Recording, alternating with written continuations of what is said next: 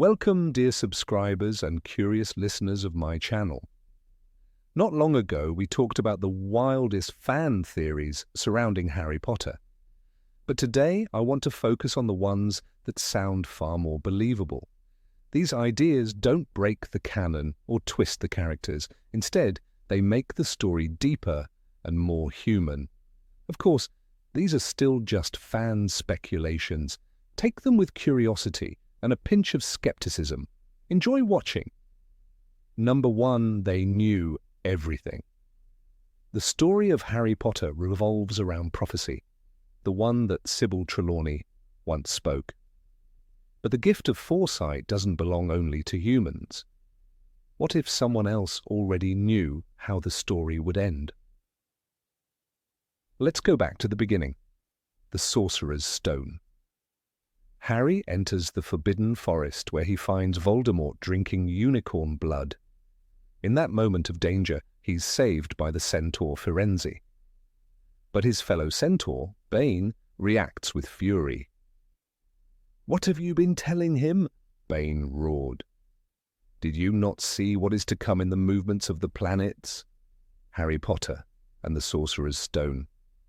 Centaurs are masters of reading the stars.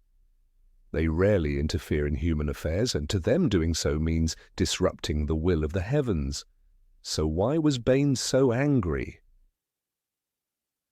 According to one fan theory, the centaurs already knew that Harry was destined to die in the Forbidden Forest at the hands of the Dark Lord.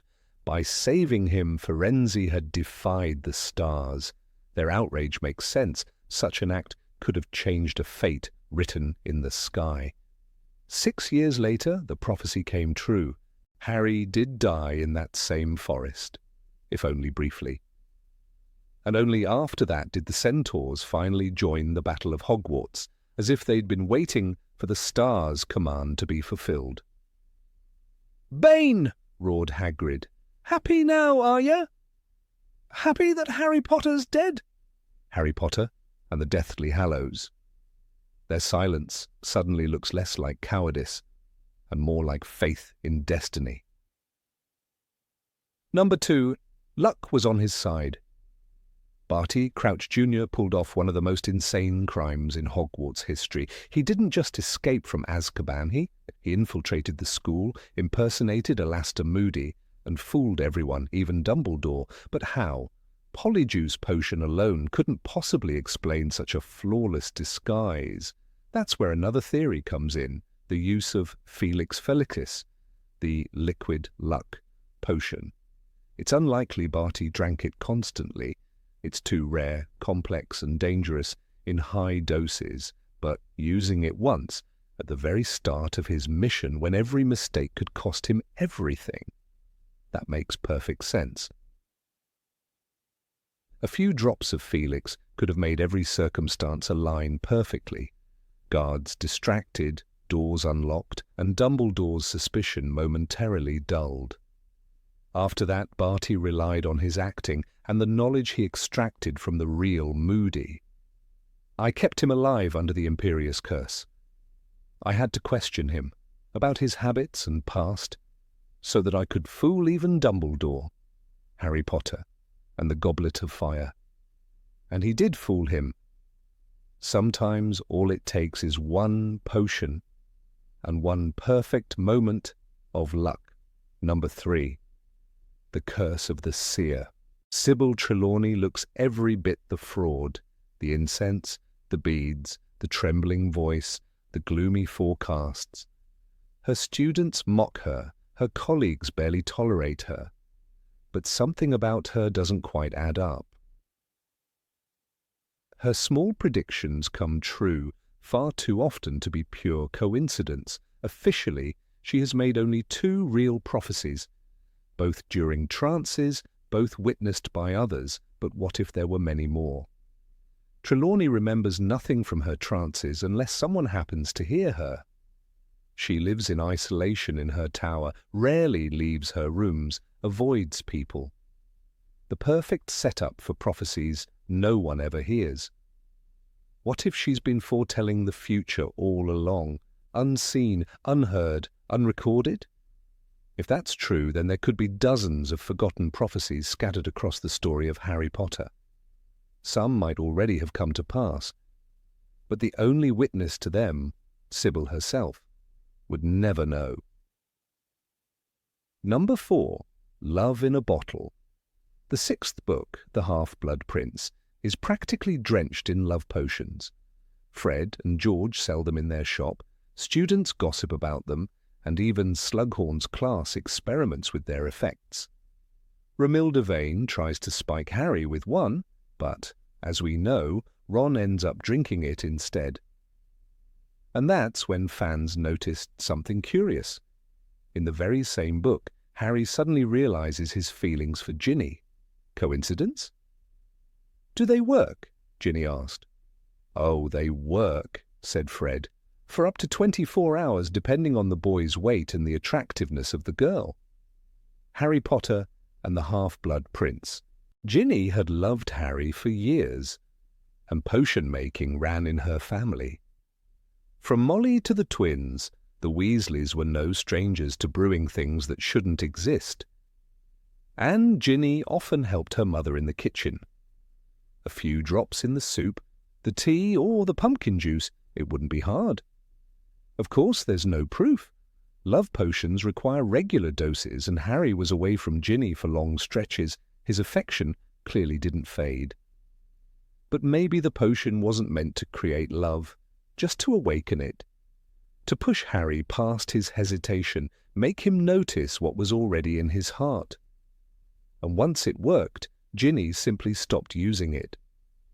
What began with a drop of potion may have become something real, or perhaps a beautifully sustained illusion. Number 5. The Good Headmaster. When Severus Snape became headmaster of Hogwarts, fear ruled the castle. Death Eaters enforced discipline with Cruciatus curses, and students learned to stay silent. But beneath the cruelty there may have been something else. A quiet resistance. Despite everything, Snape did everything he could to keep the school alive. He allowed only 2 Death Eaters inside, the Carrow siblings, and kept the rest away. He refused to fire a single teacher, even those who despised him. By doing so, he shielded them under his authority. And here's the striking part. Not one student died within Hogwarts during Snape's rule. Even Luna Lovegood's abduction happened outside the castle, on the train. Not on his watch. "Snape might have thought it a punishment," said Harry, "but Ginny, Neville, and Luna are probably laughing about it with Hagrid right now." Harry Potter and the Deathly Hallows. Some fans think Snape went even further. They believe he intentionally gave the cursed defense against the dark arts position to Amicus Carrow, knowing that no teacher ever lasted more than a year. Perhaps Snape planned to use Voldemort's own curse to quietly rid the world of his servants. If the war had dragged on, Snape might have cleansed Hogwarts of darkness using the Dark Lord's own weapon. Number 6. Luna Lovegood, descendant of Rowena Ravenclaw. Luna Lovegood has always seemed to walk through a different world than everyone else. Her strange wisdom, her calm smile in the middle of chaos, and her quiet confidence make her unlike any other student. Some fans believe this isn't coincidence at all. They think Luna is a descendant of Rowena Ravenclaw herself. The name Lovegood, meaning loving good, feels too symbolic to ignore. Rowena's diadem carried the words, "Wit beyond measure is man's greatest treasure." Luna embodies that idea perfectly, but with an added kindness her ancestor might have lacked. She is both intellect and heart, reason and wonder combined. Everything about Luna hints at an ancient connection. She sees thestrals, creatures visible only to those who have witnessed death, yet she speaks of them with peace, not fear. "You're just as sane as I am," she tells Harry, a line that feels more like a revelation than comfort. Her home, filled with spinning models of the universe and enchanted mirrors, mirrors the Ravenclaw Tower itself, a sanctuary of stars and wisdom. Luna doesn't just study magic, she feels it. Perhaps that's her inheritance, the same intuitive bond with truth that once guided Rowena Ravenclaw. If Hogwarts has ghosts of its founders still lingering, then Luna is surely the echo of one. Number 7. Voldemort, Dumbledore's unintended creation. When Albus Dumbledore first met young Tom Riddle in the orphanage, he already sensed something dark within him. The boy could move objects without touching them, torment others without leaving a mark, and smile as he did it. "I knew I was different," Tom told him. "I could make them hurt if I wanted to." Dumbledore's decision to bring such a child to Hogwarts has always puzzled readers. Why give power to someone who already delighted in cruelty? Some fans believe he did it deliberately. Dumbledore, obsessed with understanding human nature after his own friendship with Grindelwald, saw Tom as an experiment, a chance to prove that even the darkest heart could be redeemed through education and compassion. But that compassion became negligence. He watched as Tom gathered followers, manipulated teachers, and vanished into the shadows beneath the castle. Dumbledore never expelled him, never truly stopped him. Perhaps he hoped the boy would change, or perhaps he couldn't admit his own failure. Years later, when Dumbledore tells Harry, "I cared too much for the boy I should have stopped," the words sound like confession. Voldemort was not just born of darkness, he was nurtured by Dumbledore's silence. And training Harry became his way of atonement, a final attempt to create what he once failed to, a child who could master power without being consumed by it. Number 8. The Dursleys were cursed by Harry. The Dursleys' cruelty toward Harry Potter has always felt excessive. Vernon's rage, Petunia's coldness, and Dudley's spite go far beyond ordinary meanness. Some fans believe this wasn't entirely their fault. When Voldemort's curse backfired, a fragment of his dark energy fused with Harry's magical core. Alongside his mother's protection, Harry carried something far more dangerous, an aura that amplified the worst in others. Living under the same roof with him for years, the Dursleys became infected by it. Every argument, every hateful glance grew stronger because of that lingering curse. Their house on Privet Drive didn't just shelter a wizard, it absorbed the echo of dark magic. Evidence hides in plain sight. In the Order of the Phoenix, when Harry spends the summer at the Dursleys, his anger flares uncontrollably.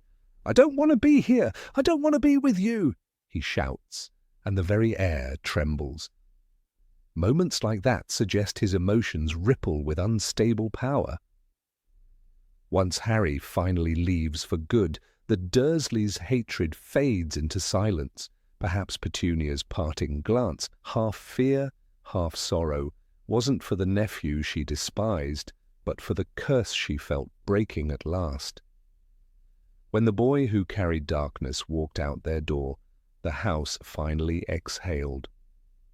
Number 9. Hermione, the reincarnation of Merlin's apprentice.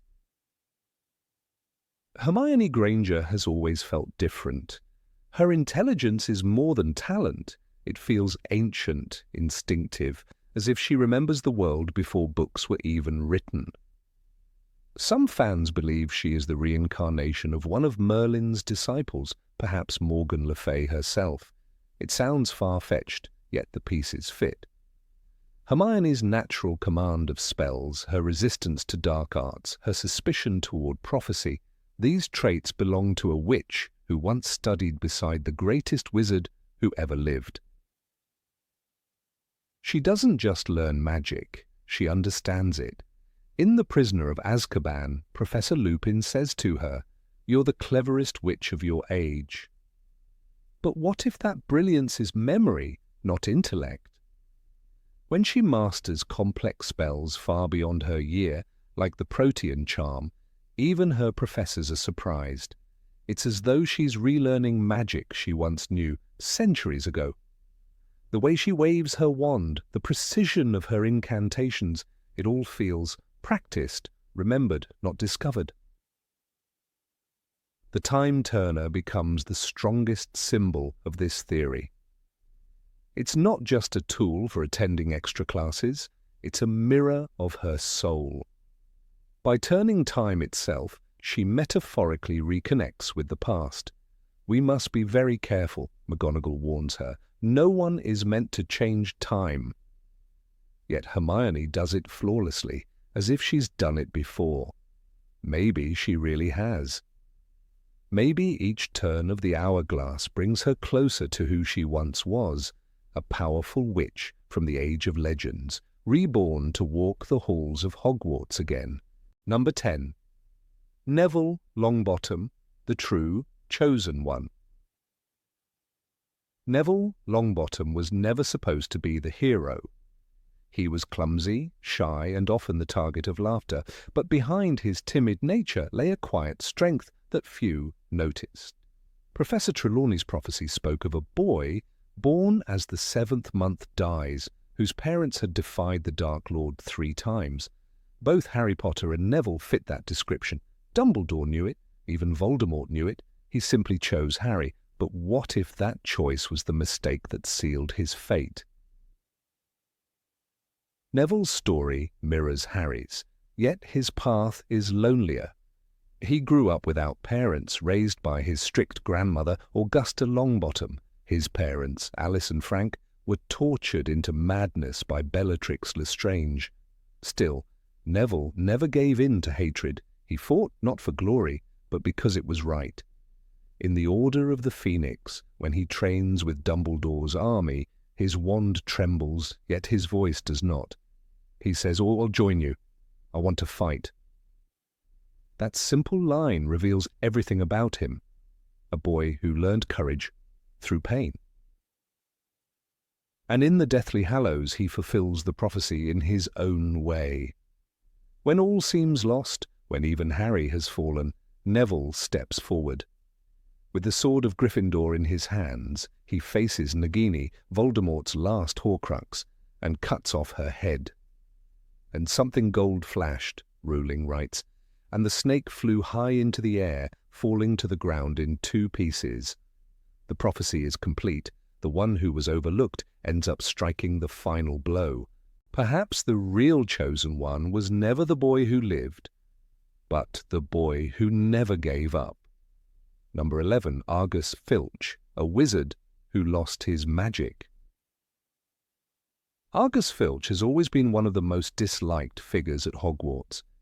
His constant sneering, his obsession with rules, and his cruel punishments made students despise him. But what if that bitterness came from loss, not malice? Some fans believe Filch was not born a squib at all. They say he once had magic and lost it. Perhaps a spell backfired or a curse went wrong, stripping him of his powers. From that moment he became trapped in a world where everyone could do what he no longer could. There are hints hidden throughout the books. In The Chamber of Secrets, Filch is caught trying to learn magic from a correspondence course called Quickspell. When Harry finds the letter, Filch snatches it away, red-faced and shaking. "It's nothing to do with you, boy," he spits, terrified of being found out. That reaction feels too emotional for someone who never had magic in the first place. It's the shame of someone who once did. Maybe Filch wasn't just a squib, maybe he was a fallen wizard, desperate to feel even a flicker of power again. And then there's Mrs. Norris. She is more than just a cat. Filch seems to share a supernatural connection with her. Whenever she sees a student breaking a rule, Filch appears within seconds as if summoned. In The Philosopher's Stone, when Harry and Hermione sneak through the corridors, Mrs. Norris's lamp-like eyes suddenly gleamed in the dark, and before they could even breathe, Filch was there. Too fast, too precise. It feels like magic, even if he denies it. Some fans think that Mrs. Norris is bound to Filch through the remnants of his lost power. Maybe he cast a spell long ago to see through her eyes, hoping to regain a trace of what he'd lost. If that's true, his cruelty towards students becomes something tragic. Every time he takes away a wand, he's punishing the world for reminding him of what he can never have again. The caretaker of Hogwarts might not just be guarding its halls, he might be guarding the ruins of his own broken gift. Number 12. Moaning Myrtle didn't die by accident. Moaning Myrtle's story has always sounded simple. A lonely girl, hiding in a bathroom, met her end when she looked into the eyes of the basilisk. But what if her death was not an accident? Some fans believe Myrtle's death was a deliberate act, a ritual sacrifice necessary to open the Chamber of Secrets for the first time. Tom Riddle, brilliant and cruel, might have known that the monster would not fully awaken without the death of an innocent soul. A pure sacrifice would strengthen the connection between the chamber and its master. Myrtle Warren fit that role perfectly. She was isolated, humiliated by her classmates, and unnoticed by the teachers. When she describes her final moments, she recalls hearing a boy speaking in a strange language before the great yellow eyes appeared. That boy, of course, was Tom Riddle. He did not need to choose her randomly. He might have planned everything, selecting the weakest, most invisible student in Hogwarts to seal his bond with Salazar, Slytherin's monster. After her death, Myrtle's ghost became tied to the very place where she died. The entrance to the Chamber of Secrets hides behind the sink in her bathroom. Coincidence? Or consequence? Her spirit, bound by the trauma of her death, might have become a guardian of that threshold. The theory suggests that her presence stabilized the chamber's magic, keeping the basilisk trapped until the time was right. Even decades later, the creature never escaped into the castle again. It waited. Only when another Parselmouth, Harry Potter, entered the school did the connection awaken. Perhaps it wasn't the serpent or even the diary that called out from the depths, but the restless soul of Myrtle herself, forever bound to the secret she died to keep. Number 13. Peter Pettigrew's redemption was not a choice. When Peter Pettigrew raised his wand in that dimly lit cellar of the Malfoy Manor, few could have imagined that the trembling rat-like man would be bound by one of the oldest magical debts known to wizardkind. His moment of hesitation, that flicker of humanity before his enchanted silver hand turned against him, has long puzzled readers. On the surface, it looked like weakness or confusion, perhaps the fading remnant of the friend he once was to James Potter. But some fans believe there was something far deeper at play, a life debt, ancient magic woven into his very blood, compelling him to act and die in a way that fulfilled an unbreakable bond.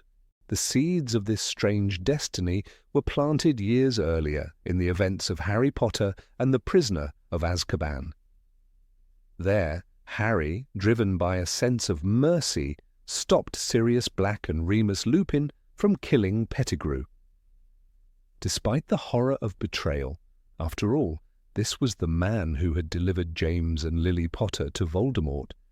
Harry insisted that killing him would make them no better than their enemy. "I don't reckon my dad would have wanted his best friends to become killers just for you," Harry said.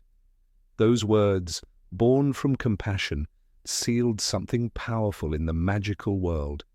It was not just forgiveness, it was a form of protection, a spell older than any wand work, a life spared that must in time repay its debt. The concept of a life debt appears elsewhere in the series, most notably with Harry himself. After saving the life of young Ron, Dobby, and others, he unknowingly creates magical obligations that echo across time. But Pettigrew's case was unique. Unlike the noble acts of house elves or the voluntary sacrifices of heroes, this bond tied itself to a man whose soul was corroded by cowardice. That corruption made the magic restless. A life debt does not ask for moral purity, it demands repayment. And it would find its way even if it meant turning dark enchantment upon itself. Years passed after that fateful night by the Whomping Willow. Pettigrew rejoined Voldemort, aided in his rebirth, and received the Dark Lord's grotesque gift, a silver hand forged by black magic. "My lord, you are too generous," Wormtail whispered, trembling, when Voldemort granted him the hand that gleamed like liquid moonlight. Yet the hand was more than a reward. It was a leash. Crafted by Voldemort's power, it responded to its master's will, punishing hesitation, enforcing loyalty. Pettigrew believed it made him strong again. In truth, it made him a puppet of two forces, Voldemort's cruelty and the ancient life magic that had claimed him years before. When Harry, Ron, and Hermione were captured and brought to Malfoy Manor, Pettigrew's divided soul was laid bare. He entered the dungeon, wand shaking, his silver hand glinting coldly in the torchlight. For years he had lived in the shadows of greater men, once of James, then of Voldemort, and now he faced the boy who embodied both courage and mercy. As he prepared to kill Harry, something in him broke. The text says simply, Pettigrew hesitated, but that pause carries the weight of prophecy. In that instant the life debt stirred. Magic older than his treachery, older than Voldemort's curses, awoke within him. His own flesh rebelled. It was no ordinary death. The hand Voldemort had crafted, supposedly his most loyal instrument, turned on its owner. The silver fingers tightened around Pettigrew's throat, strangling him as Harry and Ron watched in horror. It was, as J.K. Rowling described it, a choking sound, a gurgle, and the glint of silver. He tried to fight it, but the hand's grip was merciless. This moment, often read as Voldemort's punishment for Pettigrew's weakness, becomes, under the theory, something much deeper, the final repayment of the debt he owed to Harry Potter. He had been bound to protect the boy's life, and when he failed to do so voluntarily, magic corrected the balance by ending his own. What makes this theory compelling is how elegantly it fits into the moral structure of the wizarding world. In Rowling's universe, love, mercy, and choice carry tangible power. When Harry chose mercy in the Shrieking Shack, he invoked that power unconsciously. The act was not forgotten. It was recorded in the fabric of Pettigrew's being. The life debt is not a sentimental idea. It is a law of nature, as immutable as gravity. One life spared must, at its core, preserve the other when the scales tip toward death. Pettigrew's final act, unwilling and terrified as it was, restored equilibrium to that cosmic equation. Voldemort's silver hand, in this interpretation, was not simply a tool of control, but the very means by which the life debt could fulfill itself. Black magic, no matter how powerful, cannot extinguish the ancient laws that predate it. The irony is almost poetic. The Dark Lord, in his arrogance, forged the instrument that would one day enforce the will of magic he despised. The hand was an extension of Voldemort's will, but at the moment Pettigrew's loyalty faltered. The older magic, the life debt, overpowered it. Two spells collided within a single body, and only one could prevail. The dark creation turned inward, consumed by the purer, older binding that demanded repayment in blood. Number 14. The wizarding world is a psychological illusion. Harry Potter's world has always balanced between the magical and the deeply human. Beneath the flying broomsticks and talking portraits, something darker and more psychological breathes in the story, a subtle current of trauma and healing. Among fans, there exists a theory that reframes the entire saga, not as a tale of sorcery, but as a psychological journey. According to this interpretation, the wizarding world is not real at all. It is a mental and emotional rehabilitation program, a construct created by Harry's mind to help him survive unbearable trauma. Hogwarts, wands and spells are not literal, they are symbols of psychological recovery. The idea begins where the story itself begins, in the cupboard under the stairs. Harry's early life is one of neglect, emotional abuse and isolation. His aunt and uncle treat him as a burden. He lives in darkness, under the staircase, the lowest, most confined place in the house. From a psychological perspective, this small, locked space represents Harry's unconscious mind, where memories and emotions are trapped. It is no coincidence that his magical awakening begins there. When Hagrid finally arrives with the famous words, "You're a wizard, Harry," it is not an external event, but a symbolic breakthrough, the moment when Harry's mind opens the door to repressed memories and begins to construct a world where he can finally have control. Every major character in the wizarding world can be read as an aspect of Harry's fractured psyche. Hermione Granger, with her logic, rationality, and obsession with rules, represents Harry's intellect, the voice of reason that helps him navigate chaos. She reminds him constantly to read the instructions, to think before acting, to look for solutions in books and knowledge. She is, in essence, the mind's defense mechanism of analysis and order. Ron Weasley, by contrast, embodies emotion and loyalty, warmth, fear, and impulsiveness. He is the heart, not the head.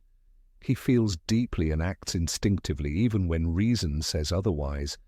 Dumbledore functions as the archetype of wisdom. He's the inner guide or therapist who understands the truth long before Harry does. He gives Harry gentle tasks of self-discovery, much like a counselor guiding a patient toward acceptance of reality. Voldemort, in this interpretation, is not an external Dark Lord, but the manifestation of Harry's inner pain. He is the embodiment of trauma, the fear, hatred, and rage that Harry carries within him. "There is no good and evil, there is only power," Voldemort declares in The Philosopher's Stone, echoing the kind of cold survival logic that an abused child might internalize. The battle between Harry and Voldemort becomes an internal war for dominance, between despair and recovery, between destruction and self-acceptance. The scar on Harry's forehead is the physical mark of trauma, a wound that never fully heals because the memory never truly fades. It throbs when Voldemort is near, just as emotional pain resurfaces when trauma is triggered. The school of Hogwarts, then, takes on an entirely new meaning. It is not a literal institution, but the architecture of Harry's mind, a vast inner landscape where each subject teaches him to process emotions. Potions symbolize control and transformation, the ability to change inner states. Defense against the dark arts is not about defeating monsters, but about learning to confront fear. Transfiguration becomes the lesson of adaptation, reshaping pain into growth. The shifting staircases, the moving portraits, the living castle, all are reflections of a mind that is alive, unstable, and evolving. Each new school year marks another stage in Harry's therapy, another cycle of self-discovery. Even the iconic platform 934 can be seen as a symbol of transition, the narrow threshold between the external world of reality and the internal world of healing. The act of running through a brick wall to reach the train is a metaphor for psychological escape, the leap from the conscious world into the subconscious. Each time Harry boards the Hogwarts Express, he is entering his own mind, leaving behind the cold greyness of the Dursleys' house for a place of colour, meaning, and possibility. The train, moving steadily through the fog, becomes a bridge between two realities: sanity and imagination, repression and liberation. Inside this internal universe, every event becomes a coded piece of therapy. The mirror of Erised, for instance, is a direct representation of wish fulfillment and the danger of obsession with the past. When Harry looks into it and sees his parents, Dumbledore warns him, "It does not do to dwell on dreams and forget to live." Psychologically, this is the therapist's voice urging the patient to stop living in memories and start engaging with the present. The mirror tempts Harry with denial, offering comfort but halting progress. Exactly the kind of emotional trap trauma survivors must learn to resist. The Dementors further strengthen this reading. They are the perfect personification of depression and anxiety, beings that suck all happiness from their victims, leaving them paralyzed and cold. J.K. Rowling herself admitted that Dementors were inspired by her experience with clinical depression, describing them as soulless creatures that make you feel as if you'll never be cheerful again. When Harry learns the Patronus charm, conjuring light to repel darkness, it becomes not an act of magic, but a lesson in emotional resilience. He learns to summon hope from within, to transform despair into light. His Patronus, a stag, is the image of his father, the embodiment of strength and protection he always longed for. Number 15, the Deathly Hallows are real relics of death. In the shadowed corners of wizarding history, few legends carry the same weight as the tale of the three brothers. It is told as a children's story, a fable meant to teach humility before death. But like so many of the so-called fairy tales in the magical world, it may conceal a deeper truth. The theory that the Deathly Hallows are not merely symbols of human folly but fragments of death itself reframes the entire saga of Harry Potter and perhaps explains why Harry, unlike any before him, truly became the Master of Death. When Hermione read aloud from the tales of Beedle the Bard, she believed the story to be metaphorical, the eldest brother arrogant, the second desperate, the third wise. Yet Dumbledore's words linger. Those who believe the Hallows exist believe that the third brother was given the true cloak of invisibility. Why would such a cloak exist, flawless even against death's gaze? No ordinary enchantment, no woven charm could hide one's presence from entities like Dementors or Death Eaters using the dark mark. This object defied not just detection but mortality itself. If death truly granted it, the idea that the cloak was part of death's own garment becomes disturbingly plausible. When Harry uses the cloak, the world bends subtly around him. In the books, it's repeatedly stated that unlike other invisibility cloaks made from Demigee's hair or fading charms, his never wears out. When worn, it makes even magical eyes blind to him. In the Deathly Hallows, Xenophilius Lovegood tells them, a true cloak of invisibility lasts forever and gives protection from death himself. If one accepts that death is a sentient force, not just a natural law, the cloak functions as a literal extension of her presence, her shroud drawn around a living being. It is as if Harry walks temporarily outside of her sight, wrapped in the edge of her eternal veil. The Resurrection Stone offers an even darker clue. It is said to bring back the dead, yet the souls it conjures are not fully alive, nor entirely gone. They are pale, distant figures, neither ghost nor truly flesh. In the book, when Harry turns the stone in his hand before the forest, his parents, Sirius and Lupin, appear around him, not as resurrections, but as echoes from the beyond. They speak with the knowledge of the dead comforting him before his final walk to Voldemort. If the stone were merely enchanted, its power would imitate life. Instead, it bridges worlds. It opens the threshold between the living and the dead.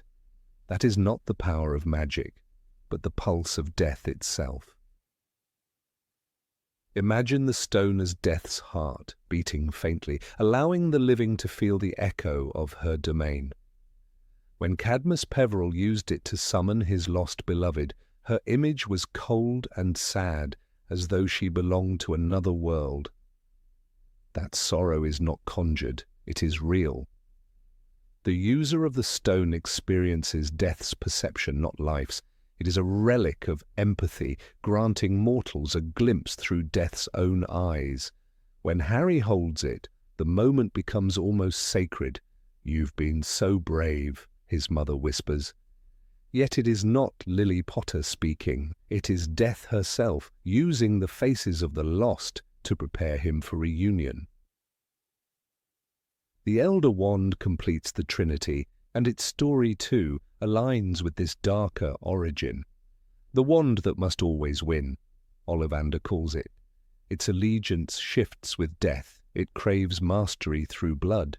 Such behavior is unique among wands, suggesting it is not simply enchanted wood and core, but something more primal. When one studies its composition, elderwood, thestral hair core, the pattern becomes clear. Thestrals, creatures visible only to those who have seen death, are the living embodiment of mortality's truth. Their hair, as a wand core, makes the wand a conductor of death's energy. If this strand were not from an ordinary thestral, but from death herself, her very bone reshaped into weapon, the wand's insatiable thirst for victory gains chilling logic. It is death's weapon turned loose among men. Voldemort's obsession with the Elder Wand highlights the contrast between power and understanding. He sought to control death, to twist its laws, and so the wand resisted him. When he took it from Dumbledore's tomb, believing conquest ensured mastery, he missed the essential truth. Death cannot be owned. Harry, however, never sought to dominate it. In the final duel, the wand refuses to kill its true master's will. It bends subtly toward the boy who understood surrender. "I don't want anyone else to die," Harry says earlier, words that carry the resonance of acceptance. The wand recognizes not victory but harmony with death. If we follow the theory further, uniting these three relics, cloak, heart, and bone, recreates death's trinity. The one who holds them all is no longer merely protected from death, but intertwined with her. This union does not make one immortal. It makes one complete. When Harry walked into the Forbidden Forest, armed with all three artifacts, he did not wield them for conquest. He wore the cloak, held the stone, and carried the wand that refused evil's command. Symbolically, he assembled death herself, heart, hand, and shroud within his own being. His surrender became an act of communion, not defeat. Number 16, Dumbledore is death itself. In the magical world of Harry Potter, theories thrive like wild plants in the shadow of Hogwarts Castle. Yet few have the strange combination of logic, emotion, and mythic depth as the idea that Albus Dumbledore is not merely a wizard, but a symbolic embodiment of death itself. The tale of the three brothers, told in the Tales of Beedle the Bard, is not just a bedtime story. It is a mirror reflecting the destinies of Harry Potter, Voldemort, and Severus Snape, and behind them, standing quietly, always watching, is Dumbledore. He does not fight, conquer, or deceive death. He is death, the gentle, omniscient force that guides each of them to their end. In the legend, the first brother seeks power and demands the Elder Wand. The second brother seeks love and takes the Resurrection Stone. And the third brother hides from death under the cloak of invisibility until he greets her as an old friend. When J.K. Rowling wrote this fairy tale within her universe, she planted a seed that would later grow into the lives of her characters. Voldemort's lust for domination mirrors the first brother's arrogance. Snape's heartbreak and yearning to reverse loss echo the second, and Harry, who never sought power or immortality, mirrors the third. Yet for these roles to exist, the story requires one more presence: death itself, the being who gives, watches, and receives. Within the narrative, Dumbledore fulfills that function with eerie perfection. Consider the Elder Wand, that treacherous artifact crafted from the bone of ambition. Its history is drenched in blood, every owner meeting a violent end. Yet for many years, it lay quietly in Dumbledore's hand, as if even the wand recognized something ancient and final within him. Dumbledore defeated Grindelwald in 1945 and took possession of the wand, but unlike the others, he never used it for conquest or vengeance. He treated it with a kind of weary respect, as though he understood that power itself was a burden. When he dies on the astronomy tower, he is not murdered in rage, but passes the wand's ownership by design.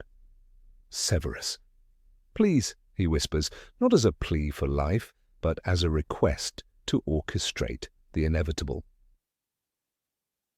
That moment captures the essence of death, not cruel, not angry, but patient and planned. The Resurrection Stone tells another chapter of the same truth. It first appears in the Deathly Hallows as a dark family heirloom hidden inside a ring. Dumbledore, in his own arrogance, once tried to use it. He longed to see his lost sister, Ariana, whose tragic death haunted him throughout his life. When he slipped the ring onto his finger, he was cursed, his hand blackened and dying. "I was a fool," he admits to Harry later. "I thought I could use the stone to see my family again." Even death himself, it seems, was not immune to human longing. Yet from that point on, Dumbledore never again tries to summon the dead. Instead, he arranges for the stone to find its rightful owner, Harry. And in that gesture, he mirrors death gifting its tools to mortals, letting them choose their paths. The Cloak of Invisibility, the third and most mysterious Hallow, completes the triad. Passed down through the Peverell bloodline, it comes to James Potter, and then to Harry. When Dumbledore gives it to Harry in his first year, he simply says, "Your father left this in my possession before he died. It is time it was returned to you." The tone is almost ceremonial, as if death itself were handing the last brother his gift. Dumbledore does not ask for it back. He merely watches, knowing that one day Harry will use it not for mischief, but for salvation. In that moment, Dumbledore ceases to be just a mentor. He becomes the cosmic presence that connects life, death, and destiny through simple acts of guidance.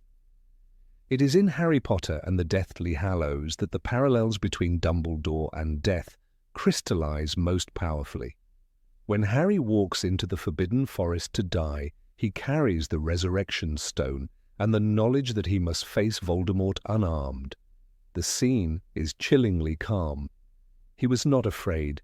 He was not even sad, Rowling writes. He felt almost peaceful. This serenity is the same as the third brothers, the one who greeted death as an equal. And when Harry awakens after being struck by the killing curse, where does he find himself? A misty, glowing version of King's Cross Station, Dumbledore waiting for him on the other side. That encounter is perhaps the most direct embodiment of this theory. Dumbledore is not frantic or desperate. He is patient, almost luminous, as he explains the mechanics of Harry's survival and offers him a choice to go back or to move on. Do not pity the dead, Harry. Pity the living and, above all, those who live without love. This line, both compassionate and godlike, carries the weight of death's wisdom. Only death could speak of life with such clarity. Only death could understand both sides of the veil so completely. When fans first noticed that Dumbledore meets all three symbolic brothers, the pattern became impossible to ignore. He gives Harry the cloak, becomes master of the Elder Wand, and uses the stone before passing it on.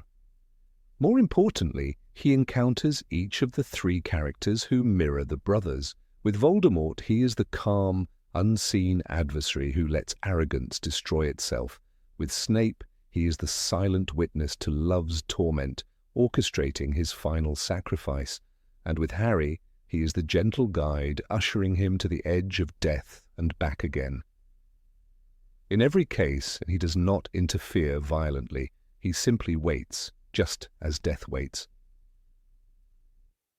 Even his office at Hogwarts seems to echo this symbolism. The circular room, filled with ticking instruments and portraits of the dead, feels like a timeless chamber outside the normal flow of life. Every time Harry enters, he senses that strange mixture of comfort and foreboding. Dumbledore's manner is never quite human. His words hover between warmth and prophecy. He speaks in riddles that only make sense after tragedy. To the well-organized mind, death is but the next great adventure, he once told Harry. What other being but death itself would describe its own domain as an adventure? The irony is that Dumbledore fears his own past more than his own end. His youthful ambition, his friendship with Grindelwald, and Ariana's death shape him into a man burdened by guilt. Yet that guilt is precisely what gives him his wisdom. Death, too, must understand regret. Death is not cruel, it is the final acceptance of all things undone. When Dumbledore looks at Harry, he sees not a weapon or a savior, but a soul that must one day learn to surrender. He trains him for courage, not victory. When the time comes, he does not stop Harry from dying. He prepares him for it. The duality of Dumbledore's nature, the man of light who hides dark secrets, also supports the symbolism. He knows that even good intentions can lead to destruction, just as death knows that life cannot exist without endings. When he confesses his mistakes in the afterlife, he sounds less like a mortal teacher and more like a timeless judge reflecting on humanity itself. He tells Harry, "I cared more for your happiness than your knowing the truth, more for your peace of mind than my plan." This is not the speech of a schemer, but of a being who watches mortals make choices, gently nudging them toward their fate. The King's Cross vision ends with one haunting image, a small whimpering creature under a bench, the shattered remnant of Voldemort's soul. Harry asks if he can help it, but Dumbledore tells him he cannot. Death cannot interfere with the suffering of the damned. It can only witness. This exchange mirrors the oldest mythological truth. Death is merciful, but impartial. It offers peace to those ready and leaves torment to those who cling. After that encounter, Harry's relationship with life and death changes forever. He walks back into battle, not as a survivor, but as someone who has already crossed the threshold and returned. His calmness in facing Voldemort, his refusal to kill in hatred, and his ability to choose mercy, all echo Dumbledore's teachings. Death does not destroy, it completes. By embracing Dumbledore's guidance, Harry becomes the embodiment of acceptance, the one who went with death as an old friend. If Dumbledore truly symbolizes death, then every choice he makes gains deeper meaning. His secrecy, his manipulations, even his failures are not signs of corruption, but reflections of an eternal pattern, testing humanity's relationship with mortality. He gives power to the proud, love to the grieving, and wisdom to the humble. And when each of them reaches the end, he is there to collect Voldemort's folly, to redeem Snape's soul, and to welcome Harry's courage. Death is not the end, but the teacher who waits at the final door. And so, when Dumbledore stands on that shining platform, smiling with infinite patience, it is not just a headmaster greeting his student. It is death itself, calm and kind, acknowledging that its time will come for everyone. It is the same smile death gave to the third brother long ago, an old friend, waiting at the end of the path, offering not terror, but rest. Number 17, Hogwarts is alive. The castle had always breathed. Those who had ever walked through its long, echoing corridors could feel it. The low hum beneath the stone floors, the faint vibration when something stirred within its ancient walls. Hogwarts was never just a collection of towers, stairs, and classrooms. It watched, it remembered, it reacted. Every whisper of wind through its windows, every sudden creak in the dead. Of night felt too purposeful, too alive. When Harry Potter first stepped into the castle, he didn't realize it, but he had just entered the heart of a creature older than any of them, something born of magic, emotion, and memory. The changing staircases were the first clue. They never simply moved for fun, they always led where someone needed to go, even if they didn't yet understand why. When Harry and Ron accidentally stumbled into the forbidden third-floor corridor in the Philosopher's Stone, the stairs did not betray them. It was as if the castle tested them, gently guiding them toward the truth hidden behind the trapdoor. To those who looked closely, this behavior wasn't random at all. It was almost as though Hogwarts had its own system of judgment, a moral compass forged by centuries of observing wizards and witches who passed through its halls. Then there was the Room of Requirement, a chamber that should not exist according to any law of magic. Yet, when Dumbledore described it, he said, "It is a room that appears only when a person is in great need of it." Need. The word implies understanding, empathy, even compassion. The room doesn't merely respond to a spell, it responds to emotion. When Harry sought a place for Dumbledore's army to train, the room became a sanctuary. When Draco Malfoy sought a hiding place for the vanishing cabinet, it turned into a maze of forgotten relics. The room seemed to feel intentions and reflect them back like a mirror. It acted like the mind of the castle itself, its consciousness reaching out to serve, protect, or test those within its walls. If Hogwarts is indeed alive, then its consciousness is a mosaic of its founders. The Sorting Hat offers the most direct evidence. Once a simple hat belonging to Godric Gryffindor, it became, as the books tell us, infused with the intelligence of all four founders. Every year it reads into the hearts of children, sensing bravery, ambition, kindness, and wisdom, not as a charm would, but as a mind would. When it sings, it warns, advises, and sometimes even pleads. In Order of the Phoenix, it begs students to stand together, be strong. That wasn't the voice of a mere object, that was consciousness. And if the hat, once part of the castle's founders, could awaken, why couldn't the castle itself? Consider also the way Hogwarts defends itself. During the Battle of Hogwarts in the Deathly Hallows, the school wasn't just a battleground, it was a living fortress.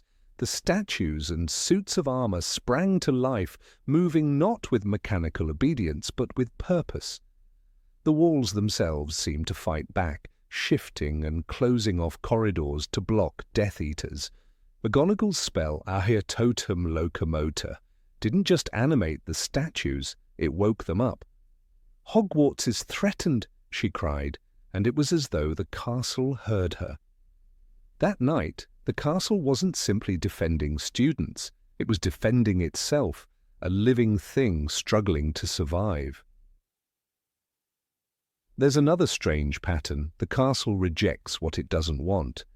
Filch, the bitter caretaker, spends his life trying to discipline Hogwarts, yet he never truly controls it. Peeves, the poltergeist, thrives only because the castle allows him to. "You can't expel Peeves," Dumbledore once said. "He comes with the building." Why would a school tolerate a being of chaos unless he served a purpose? Perhaps he is the castle's laughter, its mischievous spirit, a reminder that magic is not only about rules, but also about freedom. Peeves is like a dream that Hogwarts refuses to wake from.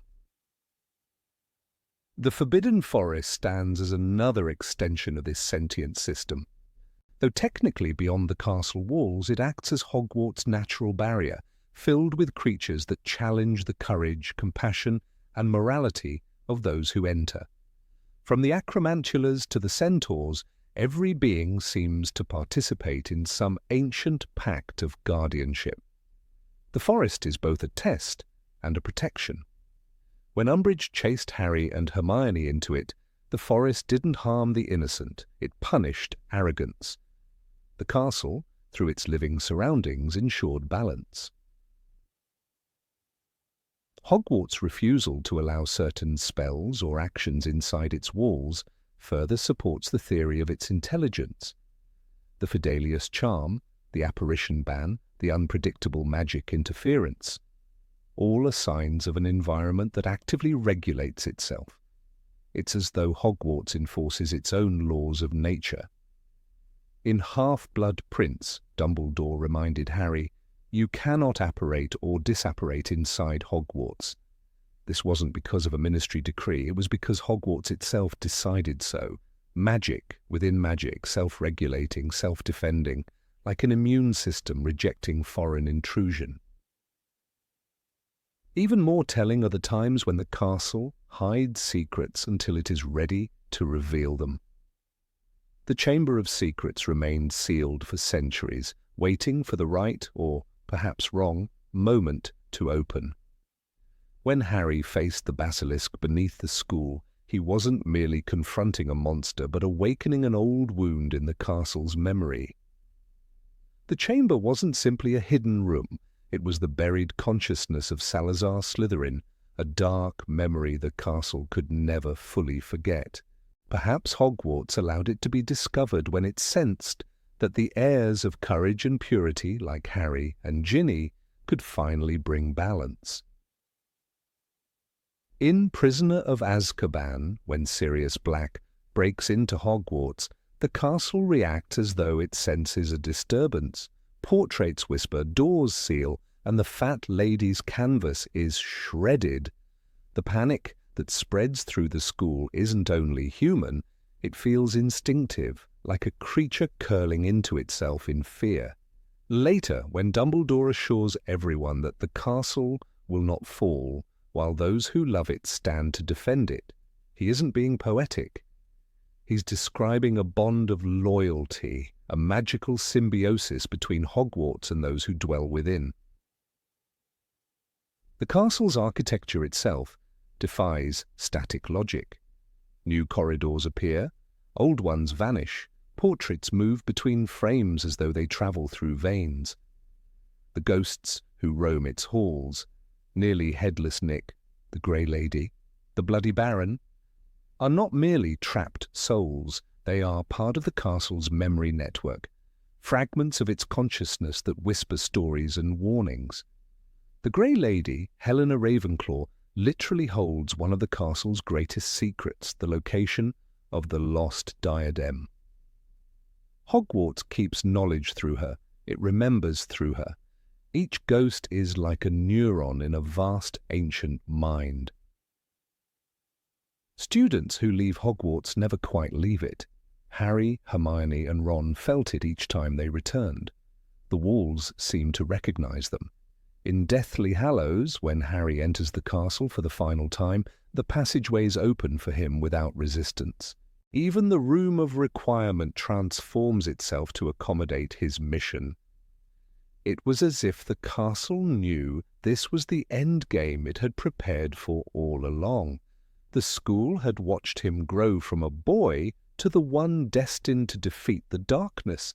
It offered him its final gift, sanctuary and understanding. There's also a moral intelligence in how Hogwarts treats its inhabitants.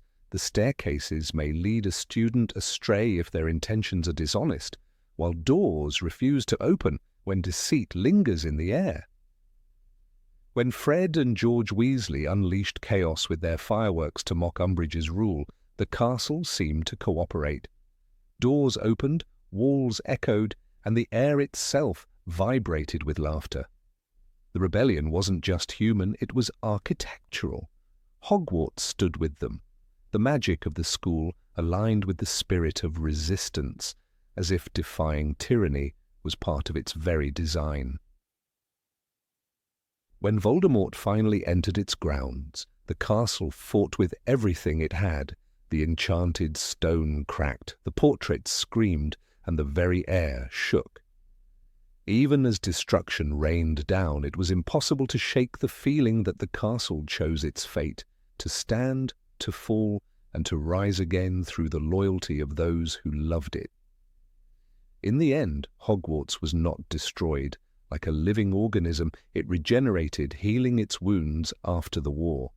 The rebuilding was not just a physical act, but a continuation of its heartbeat. If the Sorting Hat carries the voices of the founders, then perhaps the castle carries their souls. Godric's courage in the Great Hall, Helga's kindness in the kitchens, Rowena's wisdom in the library, Salazar's ambition in the dungeons, all living forces distributed through the architecture, like energy through veins.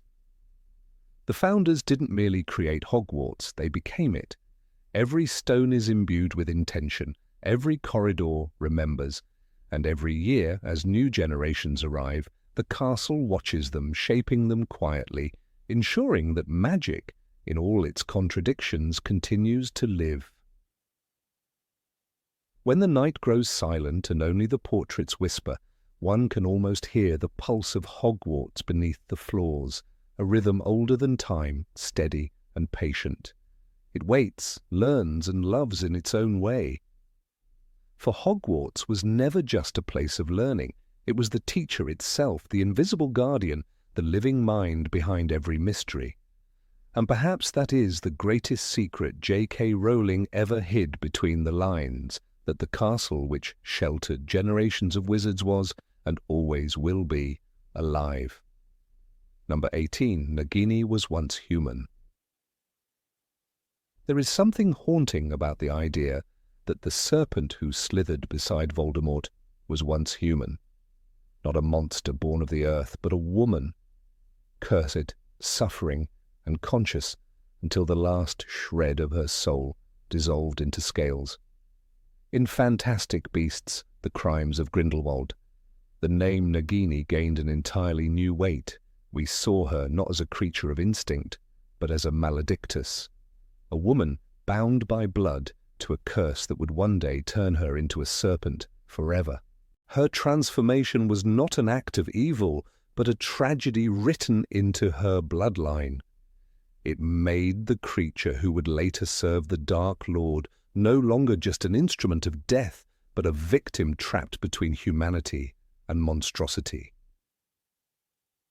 If Nagini had once been a woman, then her connection to Voldemort takes on a disturbing intimacy. Tom Riddle, who had lost his mother before he could know love, might have been drawn to Nagini not because she was powerful, but because she mirrored his own brokenness. He too was cursed, not by blood, but by his own obsession with purity and immortality. In her, he could have seen what he feared most, transformation into something inhuman. Yet rather than saving her, he bound her even tighter to the darkness. When he made her a Horcrux, he condemned the last piece of her human soul to eternal suffering. In Harry Potter and the Deathly Hallows, when Voldemort moves through the ruins of his shattered Horcruxes, his anger grows desperate, almost human again, but Nagini remains his only constant. "Kill the boy, Nagini," he hisses in the final battle, the voice almost tender. This is not how one speaks to a mere snake. It is how one commands a companion. one whose loyalty was never questioned because it was bound by fate. The serpent that coils beside him understands language, intent, and vengeance. It is chilling to think that behind those unblinking eyes might still flicker the memory of a woman who once laughed, spoke, and felt. The film Fantastic Beasts offers glimpses of Nagini's humanity, her grace, her sadness, her quiet fear of what she is becoming. She performs in a wizarding circus, turning into a serpent before the horrified audience, each transformation longer, harder to reverse. It is there, among outcasts and exploited magical beings, that her tragedy begins. If this is the same Nagini who will one day serve Voldemort, then every act of violence she commits later is shadowed by pity. She never chose to be his pet. She was merely claimed by the only person in his world who understood the language of serpents and despair. In a twisted way, Voldemort and Nagini complete each other. He is a man who rejected mortality. She is a woman crushed by it.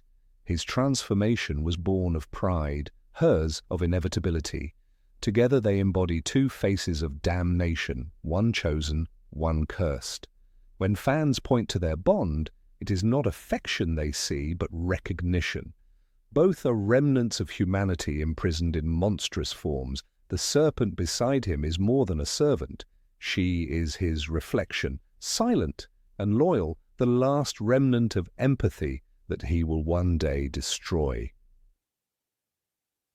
When Dumbledore speaks in Half-Blood Prince about Voldemort's fear of death, he describes it as an obsession that devours love and humanity alike. He feared death above all things, he says, and as a result, he was forced to exist in a form less than human. If we extend that idea, then Nagini becomes the mirror of that statement, someone who also lost her humanity, but not through choice. Voldemort's attachment to her could have been more than convenience. It was fascination.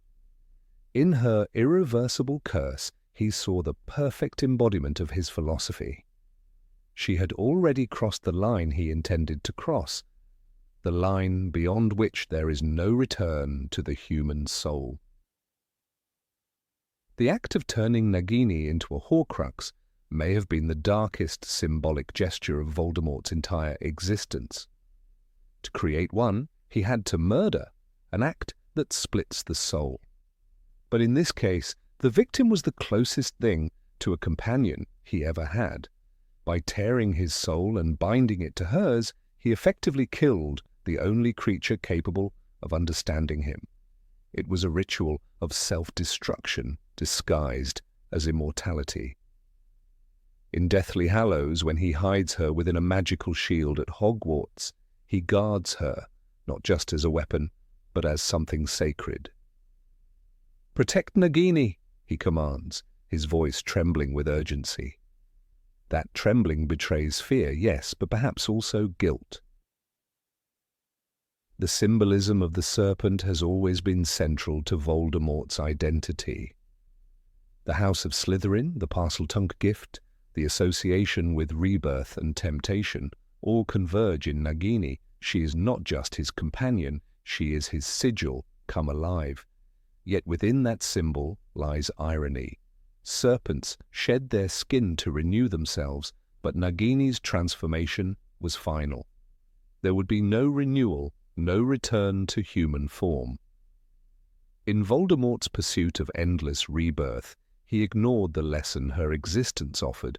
Immortality without humanity is damnation. Some fans have speculated that Nagini's consciousness may have lingered even during the later years of Voldemort's rise. Perhaps she understood his orders not merely through Parseltongue, but through remnants of her own will. There is a quiet tragedy in imagining her trapped within a body that obeys but cannot resist. When she kills Severus Snape at Voldemort's command, her actions seem automatic, mechanical. Yet when she finally dies at the hands of Neville Longbottom, one might sense liberation rather than defeat. In Deathly Hallows, Rowling writes, "The snake's body thudded to the floor. its glassy eyes empty, its mouth gaping in a silent hiss. Empty, not hateful, not vengeful, just gone. It was as if the curse had finally released her. Nagini's duality adds new depth to the way we perceive Voldemort's downfall. Every piece of his fragmented soul was hidden in objects or beings that represented aspects of his identity.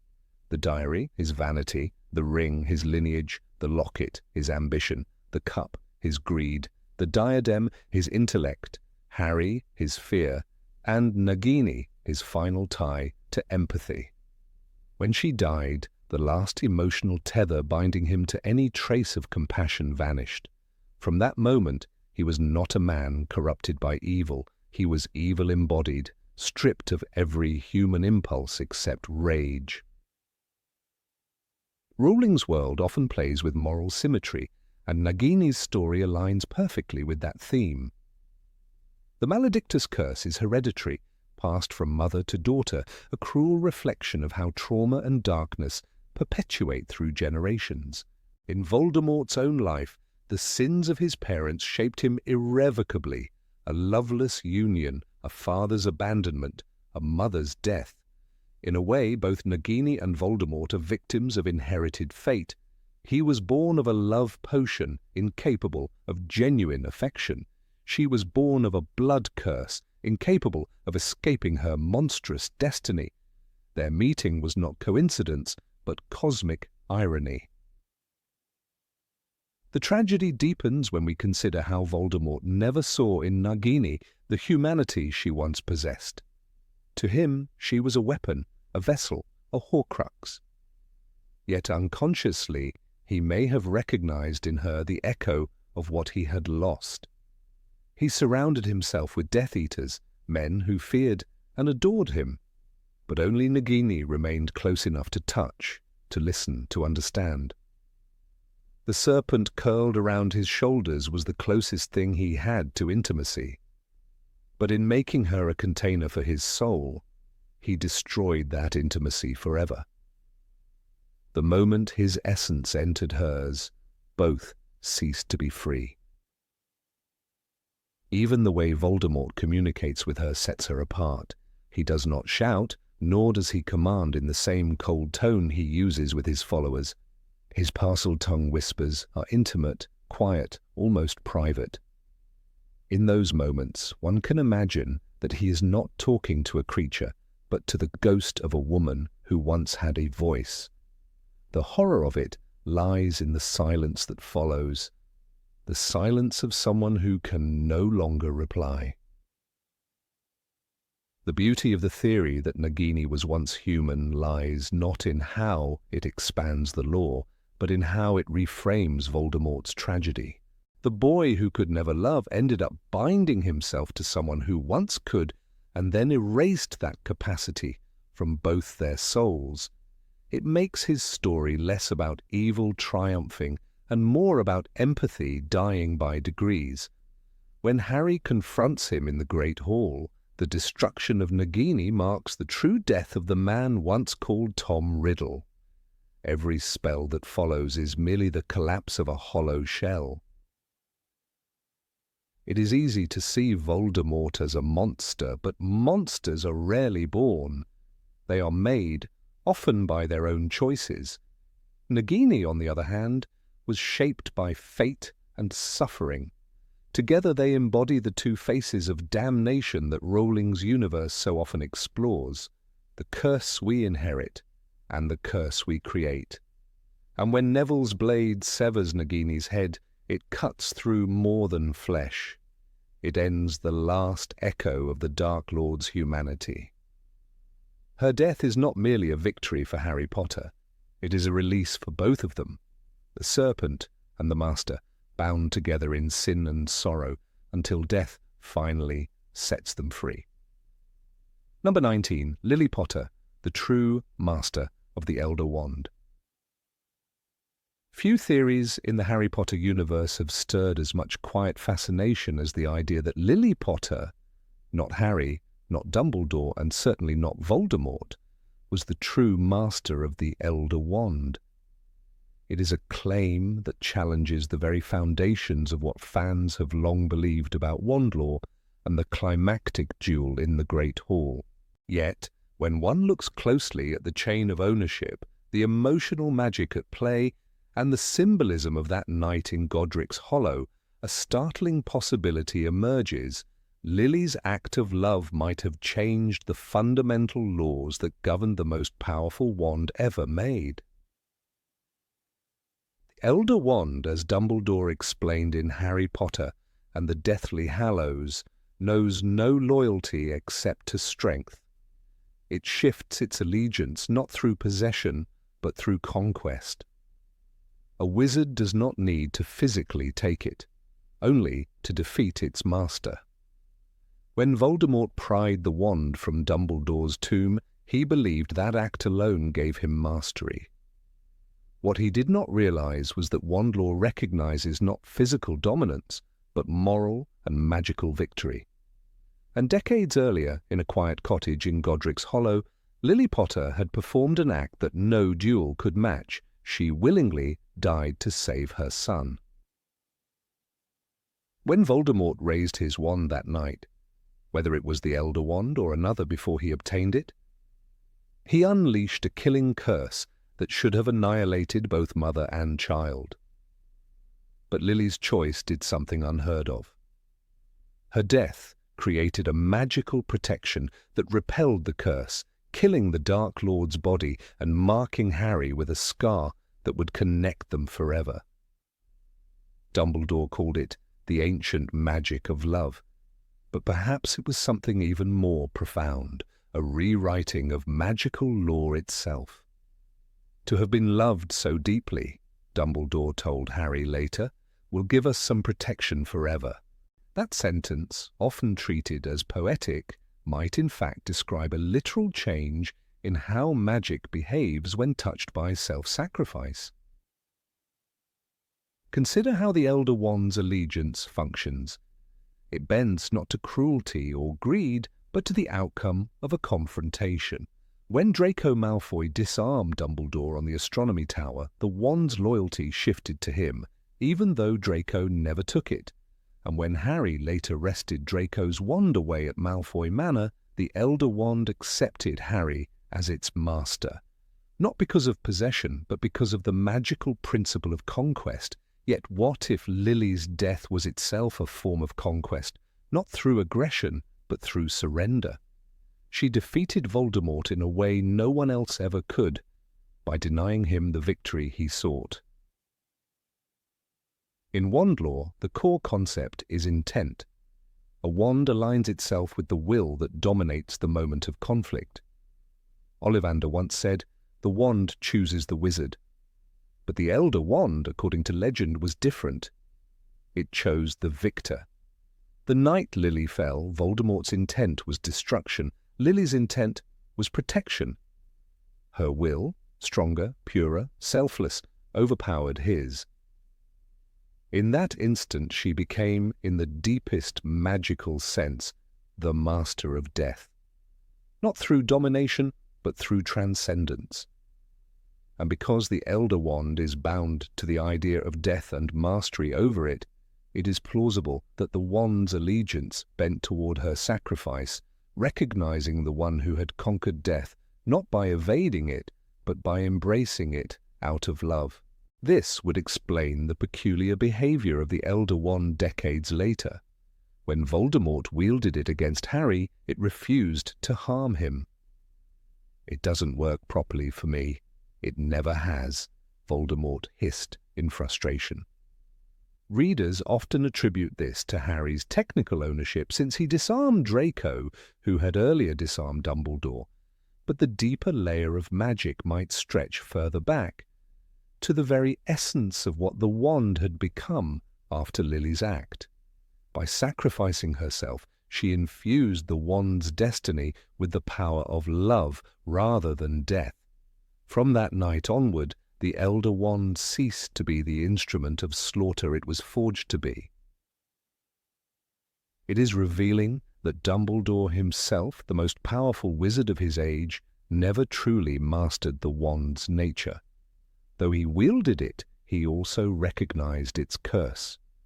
In the tales of Beadle the Bard, the legend of the Deathly Hallows describes the Elder Wand as a symbol of arrogance, the desire to defeat death rather than understand it. Dumbledore confessed to Harry, "I was fit to own the Elder Wand, but not to boast of it." He knew that mastery of death was not in the wand, but in acceptance. Lily's death embodied that truth. Her self-sacrifice may have purified the wand's allegiance, transforming its core from the pursuit of power to the defense of love. Harry's connection to his mother is key to understanding why the wand ultimately obeyed him.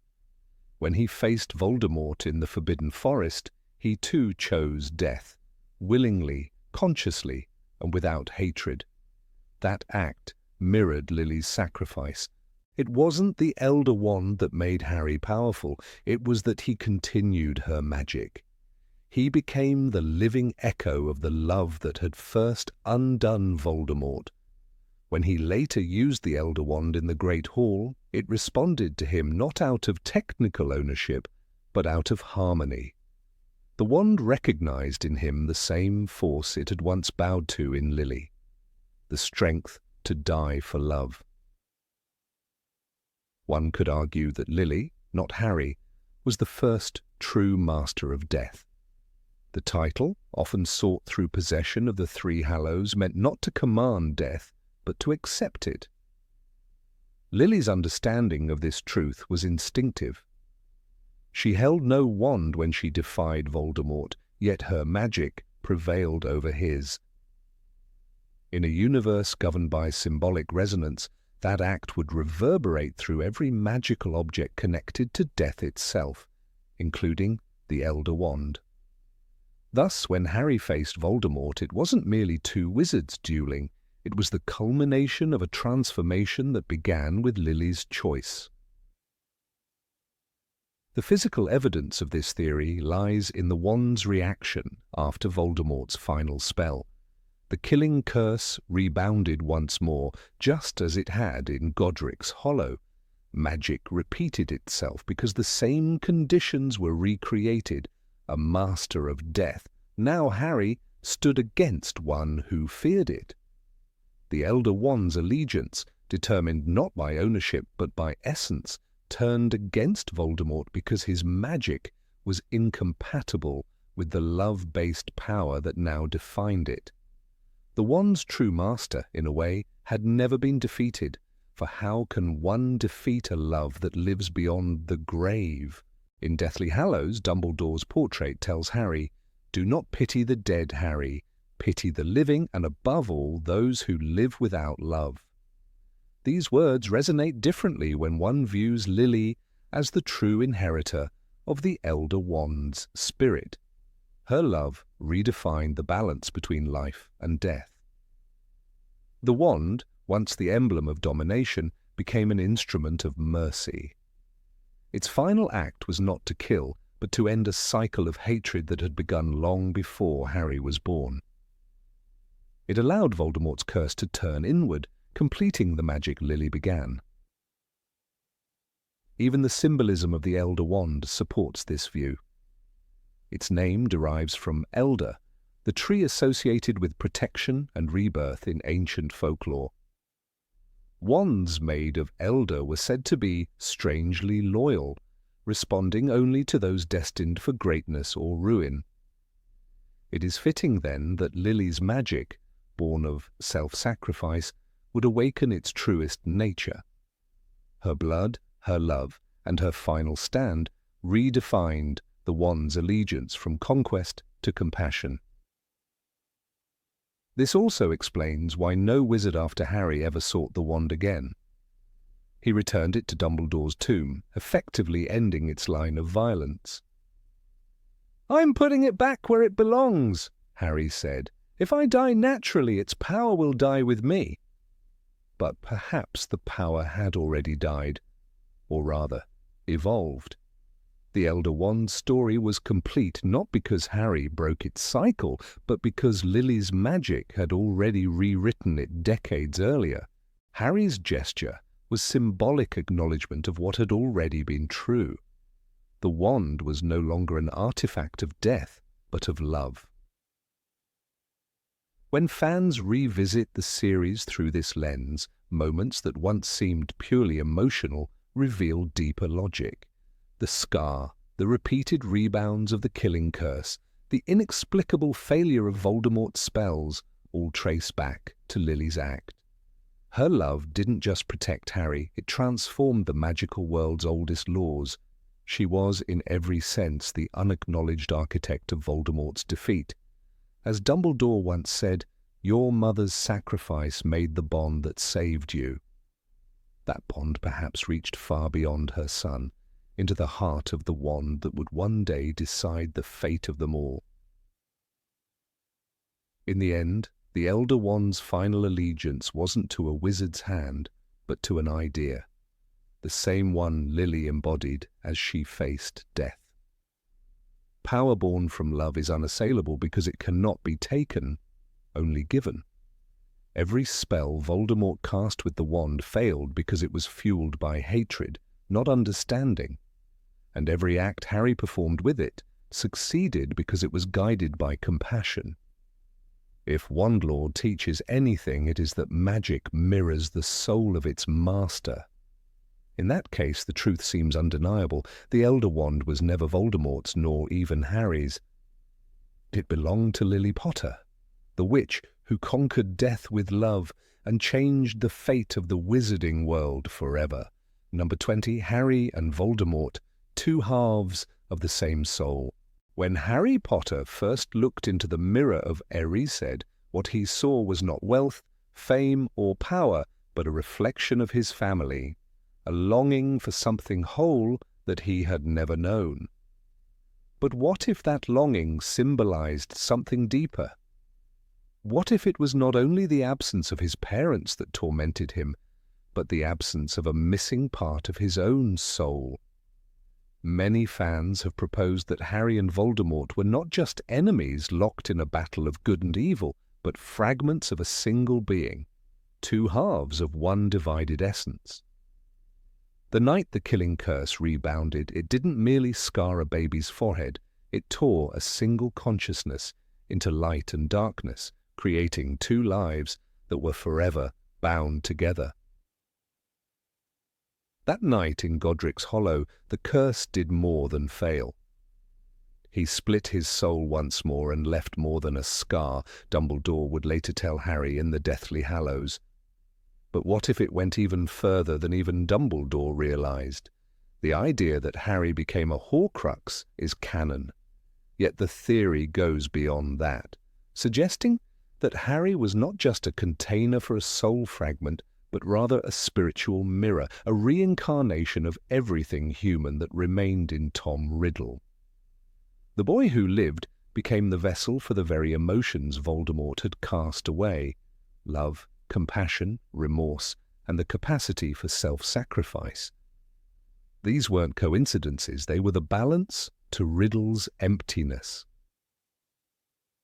Consider the connection that haunted Harry from childhood. He dreamed the Dark Lord's dreams, felt his emotions, even witnessed his actions as though they were his own. Pain stabbed through his scar whenever Voldemort experienced fury or triumph. Their connection went beyond any magical bond known to wizardkind. "He's inside me," Harry confessed once, trembling, after a vision too vivid to ignore. That statement, often taken metaphorically, might be closer to the truth than anyone believed. It wasn't possession, it was coexistence. They shared the same metaphysical pulse, like twin flames born of one fractured soul. This would explain why their wands, twin cores drawn from the same phoenix feather, refused to fight one another. In the Goblet of Fire, when their spells collided during the duel in the graveyard, the stream of light linking them was described as a golden thread of life, a priori incantatem, unlike any other. The connection didn't merely bind the spells, it revealed a truth buried beneath the magic. These two beings were fundamentally intertwined. The phoenix feather that lay at the heart of both wands belonged to Fawkes, Dumbledore's phoenix, a creature that embodies rebirth. The symbolism couldn't be clearer.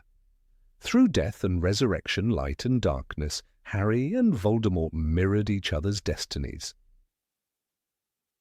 Their lives, too, unfolded in parallel patterns. Both orphans, both defined by prophecy, both marked as the chosen one. Harry grew up in neglect and loneliness under the Dursleys, while Tom Riddle suffered in the shadows of the orphanage on Wolves Road. Both discovered their powers early. Both were drawn to Hogwarts as the only place where they truly belonged. The Sorting Hat's hesitation in Harry's first year, "You could be great, you know, it's all here in your head, and Slytherin will help you on the way to greatness," wasn't just foreshadowing. It was the whisper of that other half, the shadow of Tom's ambition that lived quietly inside him. Harry's mercy and Voldemort's cruelty were reflections of a single capacity, the power to choose between love and dominance. When Harry faced the basilisk in the Chamber of Secrets, something curious happened. He showed no fear of dying, while Voldemort's diary, another fragment of Riddle's soul, screamed in agony. In that confrontation, the two halves collided once again. Harry, the living vessel of love, versus the preserved memory of hate. The basilisk's venom destroyed the diary, yet Harry's tears, infused with the healing power of Fawkes, saved him. Symbolically, it was light defeating darkness through compassion, the only force Voldemort could never understand. The Phoenix, rebirth and healing, once again stood as emblems of the soul's restoration. The connection deepened in the Order of the Phoenix when Harry's visions began to blur the line between his mind and Voldemort's. "You're the weak one," Harry thought, "and you'll never know love or friendship. And I feel sorry for you." This wasn't just moral defiance. It was the moment one half of the soul rejected the domination of the other. The boy didn't just resist evil, he pitied it, acknowledging that within the man he hated existed the same potential for light that he himself possessed. Compassion became Harry's weapon, the trait that defined his half of the divided being. Where Voldemort sought to destroy, Harry sought to understand. By the time of the Half-Blood Prince, Dumbledore's words to Harry carried layers of hidden meaning. "It is the unknown we fear when we look upon death and darkness, nothing more. To face death without fear is to heal the wound between the two halves of the soul." Voldemort, the side that feared death, mutilated his essence to avoid it. Harry, the side that accepted death, became whole by embracing it. In the forest, when Harry walked to meet his fate, he wasn't just offering himself as a sacrifice, he was inviting reconciliation. When the killing curse struck again, something unthinkable happened. The fragment of Voldemort's soul inside him was destroyed, but Harry remained. It wasn't destruction, it was purification. The corrupted half of the shared soul was burned away, leaving only unity. The theory finds eerie confirmation in the King's Cross chapter of the Deathly Hallows. When Harry awakens in the white mist and sees the pitiful flayed creature whimpering under a bench, Dumbledore tells him that part of Voldemort lives inside you. But what is that creature if not the physical manifestation of the broken soul itself? The childlike, mutilated fragment represents all that was wrong in Voldemort, but also, symbolically, the part of Harry that had to die for him to become whole. The conversation that follows, calm, forgiving, luminous, feels less like teacher and student and more like two parts of one consciousness finally finding peace. Even Voldemort's death itself reveals the mirror. When his final curse rebounded, he died not with grandeur or fire, but in silence. His body fell with a mundane finality, Rowling writes, stripped of the grandeur he sought. It was as though the darkness within him had exhausted itself, and what remained was emptiness. Harry didn't gloat, he didn't celebrate. He simply stood there, watching the man who had been his shadow vanish into dust. The silence signified balance restored, the chaos and harmony of one divided being reconciled at last. Every major symbol in the series points toward this duality. The scar, shaped like lightning, isn't just a wound, it's a crack between two worlds. The snake and the stag, Voldemort's and Harry's symbols, represent ancient opposites, death and life, cunning and purity, sin and grace. Even the colours of Gryffindor and Slytherin, scarlet and green, are complementary hues, forever at war, yet part of the same spectrum. Rowling may not have intended such metaphysical symmetry, but the narrative itself breathes it at every turn. If we imagine Voldemort as the soul's shadow, Jung's archetype of repressed darkness, then Harry is its conscious light. One cannot exist without the other. In rejecting Voldemort, Harry risks denying a part of himself. In accepting death, he integrates it. Do not pity the dead, Harry. Pity the living, and above all, those who live without love, Dumbledore says. The quote isn't merely moral instruction, it's metaphysical truth. Voldemort is the living dead, and Harry, the resurrected living. The battle between them is the soul's eternal struggle for balance between ego and compassion, between self-preservation and surrender. This lens also redefines prophecy. Neither can live while the other survives is not just about physical existence. It means that wholeness is impossible while duality remains. Only by allowing part of himself to die could Harry transcend the division. The living referred to in the prophecy is not survival, but peace. Voldemort could not live because he was trapped in endless fear. Harry could only live once he accepted death. Thus, the prophecy wasn't predicting murder. It was foretelling integration. Even their names reflect this mirror.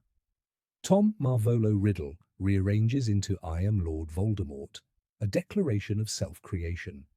Harry James Potter, however, is humble, grounded, an everyman name that resists transformation. Riddle renamed himself to escape his humanity. Harry kept his name to preserve it. One seeks power through redefinition, the other through acceptance. Both represent the two primal instincts within the human soul, the desire to control and the need to belong. In the end, Harry's greatest victory was not over death, but over fragmentation.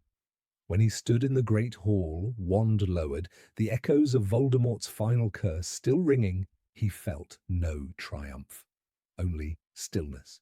That stillness was the soul's reunion, the shadow accepted, the light restored. The war was never between two wizards, it was between halves of the same divine spark, torn apart by fear and healed by love. Number 21, Dementors, a manifestation of depression. When Harry Potter first encounters a Dementor on the Hogwarts Express in The Prisoner of Azkaban, the atmosphere in the carriage changes in a way that feels uncomfortably real. The air turns icy, the light fades, and all warmth seems to vanish. Harry feels an invisible pressure pressing upon him, forcing every happy thought from his mind until he collapses, hearing his mother's final screams before she died. He felt as though happiness had never existed in the world, Rowling writes. For many readers, this moment hits with chilling familiarity. The Dementors are not just monsters. They are the physical embodiment of despair, depression, and the soul's deepest exhaustion. Rowling herself admitted that Dementors came from her own battle with depression. She described it as the cold absence of feeling, the hollowed-out feeling, and said that she created Dementors as a way to give shape to something she once could not name. In the magical world, they are cloaked wraiths that drain joy.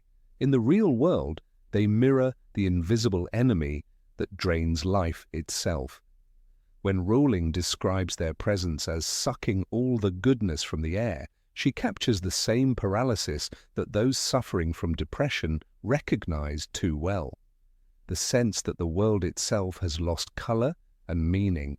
For Harry, the Dementors trigger something beyond ordinary fear. He is not simply frightened, he is overwhelmed by memories of trauma that resurface uncontrollably. Each encounter brings back his mother's voice, pleading for his life. In psychological terms, this is not unlike post-traumatic depression, a recurring collapse triggered by emotional reminders of pain.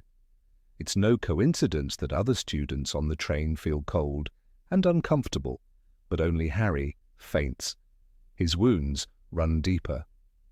Rowling shows that the Dementor's true target is not the body but the spirit, and those who have already known suffering are the ones who feel it most acutely. In The Prisoner of Azkaban, Professor Lupin tells Harry that the Dementors affect you worse than the others because there are horrors in your past that the others don't have. His words underline an essential truth about both depression and trauma.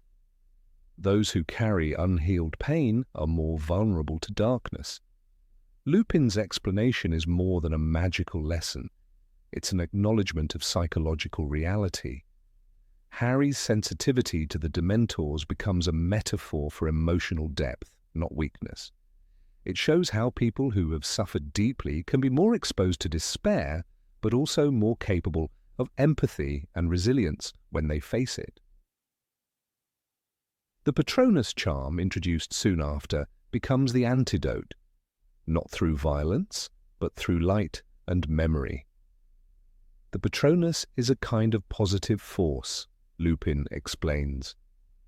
It is the opposite of the feelings a Dementor gives. To cast it, one must summon a memory so powerful, so purely joyful, that it drives away darkness. The symbolism is striking. The only way to fight the consuming fog of depression is to consciously recall one's most meaningful moments, to let light pierce through the heaviness. When Harry learns to cast his stag Patronus, he does not merely learn magic, he learns survival. In one of the book's most moving scenes, Harry stands beside the lake, surrounded by hundreds of Dementors watching his past self being overwhelmed. He believes he is about to die until he realizes the truth. He had already seen someone cast a Patronus strong enough to save him. That someone was himself. The idea is profoundly psychological. The realization that salvation must come from within, that the power to survive despair already lies in the person enduring it. Rowling turns this revelation into an act of self-recognition. "It was me," Harry whispers, before conjuring the radiant stag that bursts forth with blinding light. Depression loses its power the moment one remembers who they are. Yet among readers, another interpretation has quietly taken root. Some believe Dementors are not merely symbolic. They are the magical echoes of human suffering, the residue of countless souls broken in Azkaban. The prison itself, surrounded by sea and storms, is a breeding ground for hopelessness. Those who are locked there slowly lose their sanity, their emotions, and their will to live. Over centuries, the collective agony of these prisoners could have given form to the Dementors.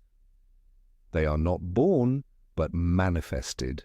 Each Dementor, in this theory, is a shadow carved out of pain, a soul-shaped wound left behind when hope finally dies. This idea makes sense in Rowling's magical logic, where emotions can shape reality. In the Order of the Phoenix, Harry experiences the connection between his feelings and the world around him, how rage or fear can awaken something larger, darker, almost sentient.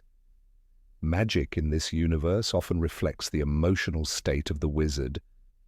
So why not imagine that centuries of suffering inside Azkaban, when screams, regrets, broken minds, could have conjured their own demons? The Dementors then become the embodiment of that psychic pollution, feeding on what they were born from. They consume joy because they are made of sorrow. If this is true, then Hogwarts' defense lessons take on new meaning. When Lupin teaches students the Patronus charm, he is not just teaching them to repel evil. He is guiding them to generate pure, emotional energy, the rarest kind of magic in a world tainted by pain. A Patronus is not simply light, it is memory given strength. It is a projection of the soul's healthiest part. Harry's stag, a symbol of his father James, shows that even death cannot erase love, and that love itself is a shield against despair. The contrast is complete. Dementors are the remains of broken humanity, and the Patronus is the proof that the soul can heal itself. Rowling's own life deepens this interpretation. Before Harry Potter, she spoke of sitting in cafes, writing while fighting severe depression after her mother's death. The act of creating magic, of building a world where light could repel darkness, was her own Patronus. The Dementors were not invented to frighten children. They were a way for her to confess safely how it feels when one's inner light begins to fade. By making depression visible, by giving it shape and rules, she gave readers the ability to fight it too. The Patronus, then, is not fantasy, but therapy. The metaphor grows richer when one notices how the Dementors are controlled by the Ministry of Magic. They are used as guards, tools of power, symbols of fear. Bureaucrats believe they can manage despair, that it serves a purpose, but Rowling shows how this control backfires. The Dementors eventually turn against their masters, joining Voldemort. In psychological terms, this represents the danger of denying or suppressing mental suffering instead of healing it. Despair, when chained or ignored, always finds a way to escape and destroy. The state that feeds on fear cannot stand forever, and the mind that refuses to face pain becomes its own prison. Even Dumbledore's wisdom ties into this understanding. He tells Harry that happiness can be found even in the darkest of times if one only remembers to turn on the light. His words resonate as the simplest yet most profound treatment for despair. Light in this sense is awareness, the conscious act of recalling that joy exists even when unseen. Depression convinces the mind that light is gone. Hope is the act of remembering it still burns.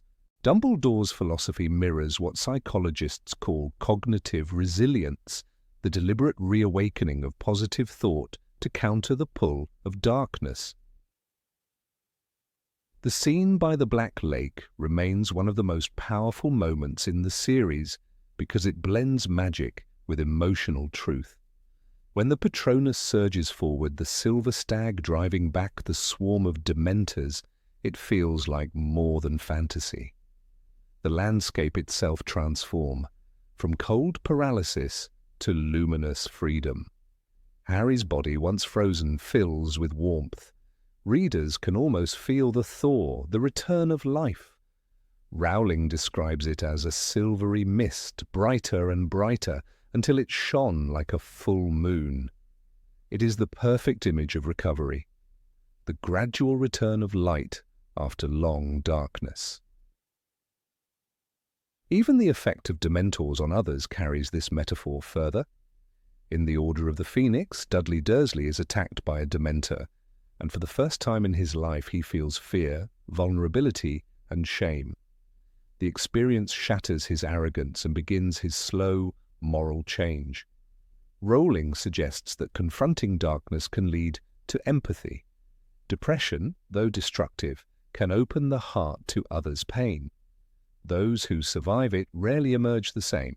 They often become protectors, like Harry himself, who later teaches his students how to summon their own patronuses.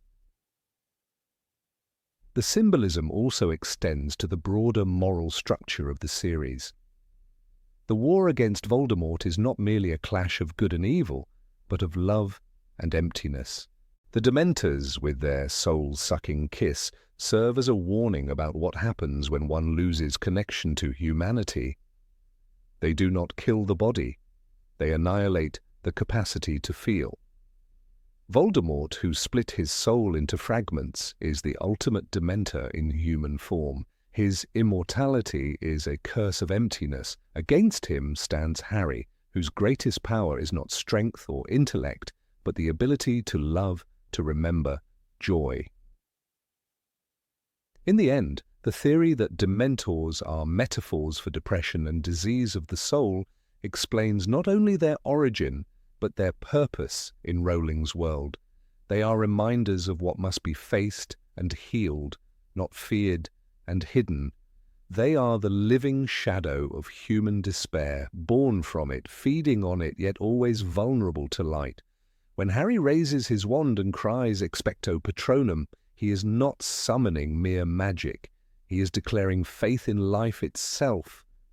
Faith that the darkness within can be met, understood, and overcome. Number 22. Hermione, the Keeper of Time. In the shadows of the Hogwarts library, where dust danced in the glow of enchanted lanterns, Hermione Granger often sat alone, surrounded by ancient tomes that whispered secrets of forgotten centuries. Her thirst for knowledge seemed endless, almost unnatural. "Honestly, don't you two read?" she once said in exasperation, but there was more to that impatience than simple brilliance. It was as though she remembered rather than learned, as if every page she turned was something she had already lived before. This detail, subtle and often ignored, becomes crucial when considering one of the most fascinating theories in the Harry Potter universe, Hermione as the true keeper of time. The Time Turner, first introduced in Harry Potter and the Prisoner of Azkaban, was supposedly a controlled device, given by the Ministry of Magic for academic convenience. McGonagall told Hermione it was for attending multiple classes simultaneously. "You've got to be careful. No one is supposed to know about this," McGonagall warned. Yet when examined closely, this explanation seems suspiciously fragile. Would the Ministry really risk disrupting time itself for the sake of a few extra lessons? Even in the regulated world of magic, that decision feels extraordinary. The Time Turner appears suddenly in the story and disappears completely after serving its purpose. No one mentions it again. No one questions where it went. What if that silence was intentional? What if the Time Turner didn't merely vanish, it returned to its rightful guardian? According to fan theorists, Hermione was not just a clever student who stumbled upon the artifact.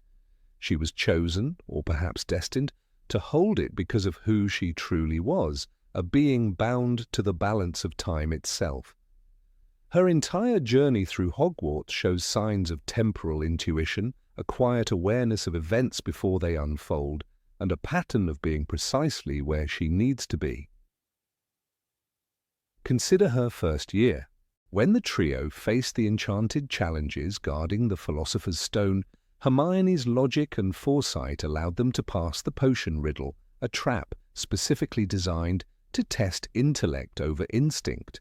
How could a first-year Muggle-born girl solve a magical logic puzzle with such calm precision while others panicked?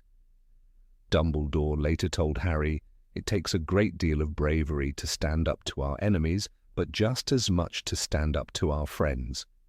Hermione already embodied that wisdom, as though she had lived it before. Her maturity, even at 11, feels eerily advanced. In the Chamber of Secrets, she was again the key to solving the mystery. Petrified, she still managed to leave behind a clue, a page torn from a library book about basilisks. The page was found just when Harry and Ron needed it most, almost as if she had foreseen what would happen and left the message for her future self to discover. Coincidence, or the instinct of someone who understood the flow of time better than anyone else? Then came the third year, where the theory becomes undeniable. The time turner is not simply an academic tool, it is an initiation. Hermione receives it under the guise of educational necessity, but the timing of its appearance corresponds precisely to the first real fracture in Hogwarts' timeline. Sirius Black escapes Azkaban. A Dementor attacks Harry. Buckbeak is sentenced to death. The world begins to spin toward chaos, and who stands at the center of it? Hermione Granger with a golden hourglass hidden beneath her robes. When Dumbledore tells them at the hospital wing 3 turns should do it, it sounds casual, but his tone implies something else: recognition. He knows what Hermione is capable of, perhaps even who she really is. During the rescue mission, Hermione exhibits an uncanny understanding of how time behaves. She knows exactly when to move, when to hide, when to act. When she and Harry watch their past selves, she whispers, "Is that really what my hair looks like from the back?" A moment of humor masking deeper awareness. She treats time not as a mystery, but as an old friend. After that night, the time turner disappears forever. Officially, the devices are destroyed in the Department of Mysteries years later, during the battle in Order of the Phoenix. But this explanation raises another problem. How could Hermione have lost something so vital and dangerous, yet face no punishment? The Ministry had always been paranoid about control, yet they show no concern for its loss. The reason, theorists suggest, is that it was never theirs to begin with. It was hers. Throughout the rest of the series, Hermione's behavior continues to reflect a relationship with time that transcends normal experience. In the Goblet of Fire, she predicts outcomes with startling accuracy, such as when she warns Harry about Rita Skeeter's tactics long before any direct evidence appears. Later, in The Half-Blood Prince, her intuition about the Half-Blood Prince's identity feels guided by something deeper than logic. "This is advanced even for you, Hermione," Harry tells her at one point. She only shrugs as though time itself has already shown her the answer. What if, in every moment of crisis, time naturally bends toward her? Perhaps this explains why she survived events that could have easily killed her. The troll in the girls' bathroom, the basilisk attacks, the battle at the Department of Mysteries, all moments when she should have died, yet something invisible intervened. Not luck, not plot armor, balance, time, unwilling to lose its guardian, protected her. Even her Patronus, a shining otter, carries symbolic weight. In mythology, otters are creatures of transition, existing between water and land, between two realms. They are guides across boundaries, much like a guardian of timelines crossing between past and present. It's as if Hermione's very soul recognizes her role as a bridge between temporal states. The time turner itself also bears clues, described as a tiny hourglass on a delicate chain. Its golden light and precise movement echo ancient magical instruments used by seers and timekeepers. The inscription on its rim reads, "I mark the hours, every one, nor have I yet outrun the sun." It's not just poetic, it's prophetic. To mark the hours without outrunning the sun is to maintain balance, not domination. Hermione's control over it, even under immense stress, suggests she was never merely using it, she was resonating with it. In the Deathly Hallows, her understanding of magical artifacts reaches a divine level. When she handles the Horcruxes, she senses their emotional resonance faster than Harry or Ron. When she modifies her parents' memories, she performs an act of temporal mercy, erasing herself from their past to protect their future. The pain she endures is beyond human empathy. It feels cosmic, as though she carries the weight of every altered timeline within her. "Obliviate," she whispers, and her face tightens, not with fear, but with acceptance. It's the gesture of someone who has rewritten time before. Some even speculate that Dumbledore himself was aware of Hermione's true nature. His frequent glances at her during discussions of prophecy, his subtle trust in her reasoning, and his decision to let her lead crucial moments, like retrieving the locket or decoding Snape's clues, hint at a deeper recognition. Dumbledore, too, was obsessed with time. His work with Nicholas Flamel, his possession of the Deluminator, his knowledge of prophecy, all connect him to temporal mysteries. Perhaps he saw in Hermione what few could, the keeper of the hourglass. If this theory holds, then Hermione's story is not merely one of intellect and friendship, it is one of guardianship.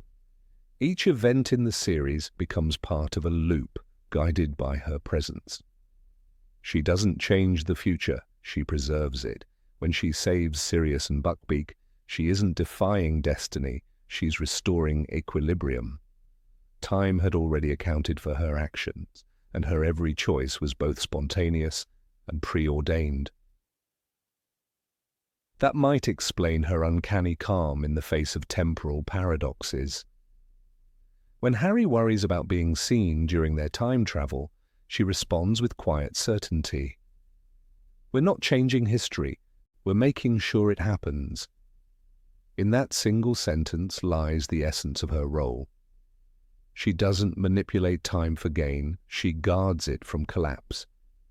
She ensures that what should happen does, and what shouldn't, doesn't.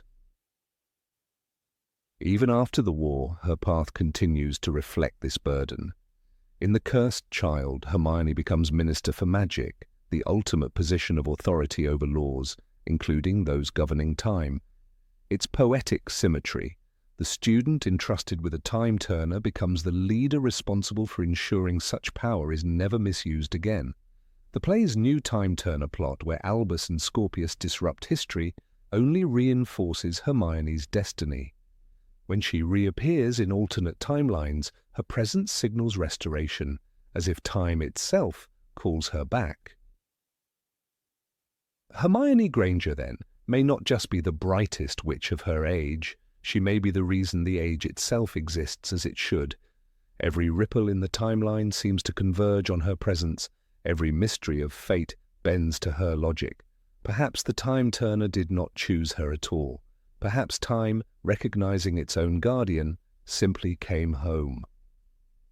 Number 23. Albus Severus Potter, the new Dark Lord. Albus Severus Potter carried two names that were never meant to coexist peacefully.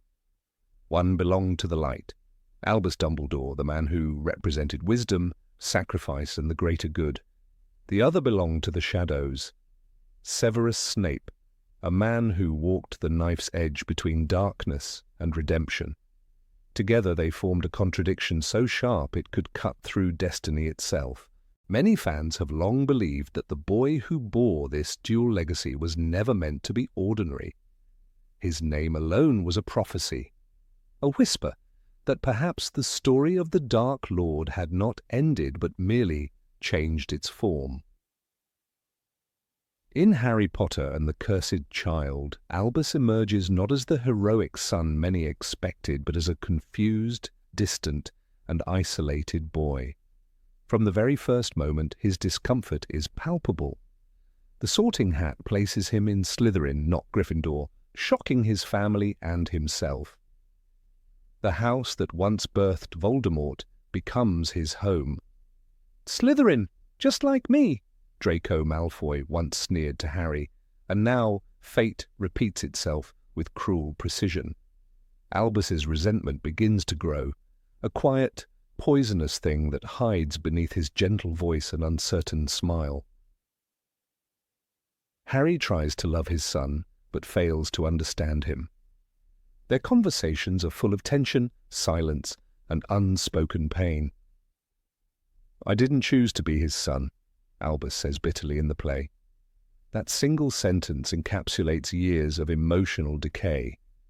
It is the kind of resentment that festers in the heart, the kind that dark magic often finds easiest to feed upon. It echoes the bitterness Tom Riddle once felt when he discovered that he was the son of a Muggle.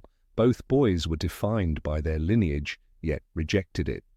Both were drawn to a legacy they could neither escape nor fully understand. What if the story of Voldemort did not truly end in the Great Hall? Dumbledore himself once warned, no spell can reawaken the dead. But he never said that fragments of the dead could not survive. When Voldemort struck Harry with the killing curse in the Forbidden Forest, a fragment of his soul, the last Horcrux, was destroyed. Or was it? Some fans argue that when Harry returned to life, a trace of that essence may have lingered, embedded deep within him, silent and waiting. It would not be the first time dark magic behaved in ways even Dumbledore failed to predict. If Harry carried that fragment unknowingly, then his children were born from a body once touched by Voldemort's soul. The curse might not have died, it could have changed form, becoming a shadow that lived in blood rather than bone. Albus Severus, born years after peace had been declared, may have inherited what Harry thought was gone forever, a dormant echo of the Dark Lord's will. This would explain the boy's strange affinity for darkness, his fascination with forbidden magic, and his troubled relationship with destiny. In the play, Albus forms a friendship with Scorpius Malfoy, the son of Draco. Together they use a time-turner to alter the past, seeking to save Cedric Diggory. Their intentions are pure at first, but the consequences are disastrous. Each change ripples through time, rewriting the future in increasingly disturbing ways. When they return, the world is twisted, Voldemort has triumphed, and Harry is dead. What's most unsettling is how easily Albus adapts to these darker timelines. Unlike Scorpius, who fears the new reality, Albus is calm, curious, almost comfortable. This reaction has become one of the strongest points in the theory that Albus Severus is destined to become a new Dark Lord. The moment he experiences power, he does not reject it. He studies it. He learns from it. The allure of control, of rewriting fate itself, is something no ordinary child could resist. Sometimes darkness just feels closer, Albus admits in one of the play's most haunting lines. That confession echoes the temptations once faced by his father, and before him by Tom Riddle himself. Another chilling hint lies in the symbolism of Albus's name. Albus means white, Severus means strict or stern, but when combined, they form a balance of opposites. Light and severity, compassion and punishment. Voldemort once sought immortality through division by splitting his soul. What if fate chose to reunite that division in the form of a child, half love, half curse? Albus Severus embodies both the capacity for redemption and the seed of corruption. His existence could be nature's way of restoring the cosmic balance that Voldemort once shattered. The idea that the curse may have found new life through inheritance isn't without precedent. The magical world is filled with examples of bloodlines carrying ancient enchantments. The Gaunts, descendants of Salazar Slytherin, bore a madness that passed from one generation to another. The cursed necklace that nearly killed Katie Bell was said to carry death for centuries. Why should the curse of Voldemort, with the most powerful dark wizard of all time, be any different? Perhaps it needed no object, no Horcrux, only a vessel with Potter blood. In one timeline created by the Time Turner, the world falls under the rule of the Augury, a dark figure who serves Voldemort's legacy. Delphi, revealed to be the daughter of Bellatrix Lestrange and Voldemort, attempts to bring back her father using Albus and Scorpius. Yet many readers have noted something subtle. Delphi believes she can feel Voldemort's magic in Albus. She seeks him not just as a pawn, but as a link to her father. This eerie connection supports the theory that part of the Dark Lord still exists within the Potter bloodline. Albus's fear of becoming like his father transforms into a strange fascination with what his father fought. He's not drawn to evil for its cruelty, but for its power and its sense of purpose. In a world where he feels invisible, darkness gives him identity. "I'm just the shadow of the famous Harry Potter," he laments. It's the same pattern that once drove countless wizards toward the dark arts. The hunger to matter. The Dark Lord in every age has been born not from hatred alone, but from loneliness. If we trace the emotional map of Albus's journey, we find it mirrors Harry's but inverted. Where Harry sought belonging, Albus seeks separation. Where Harry trusted friendship, Albus hides within secrecy. The more he tries to reject his father's destiny, the deeper he steps into a parallel one. It is a haunting reflection of the prophecy that once defined Harry's youth. Neither can live while the other survives. What if in the end that prophecy was not about Harry and Voldemort at all, but about Harry and his son, the survivor of the curse and its heir? Some scholars of wizarding lore have pointed to Dumbledore's own words in the Deathly Hallows. "Do not pity the dead, Harry, pity the living, and above all those who live without love."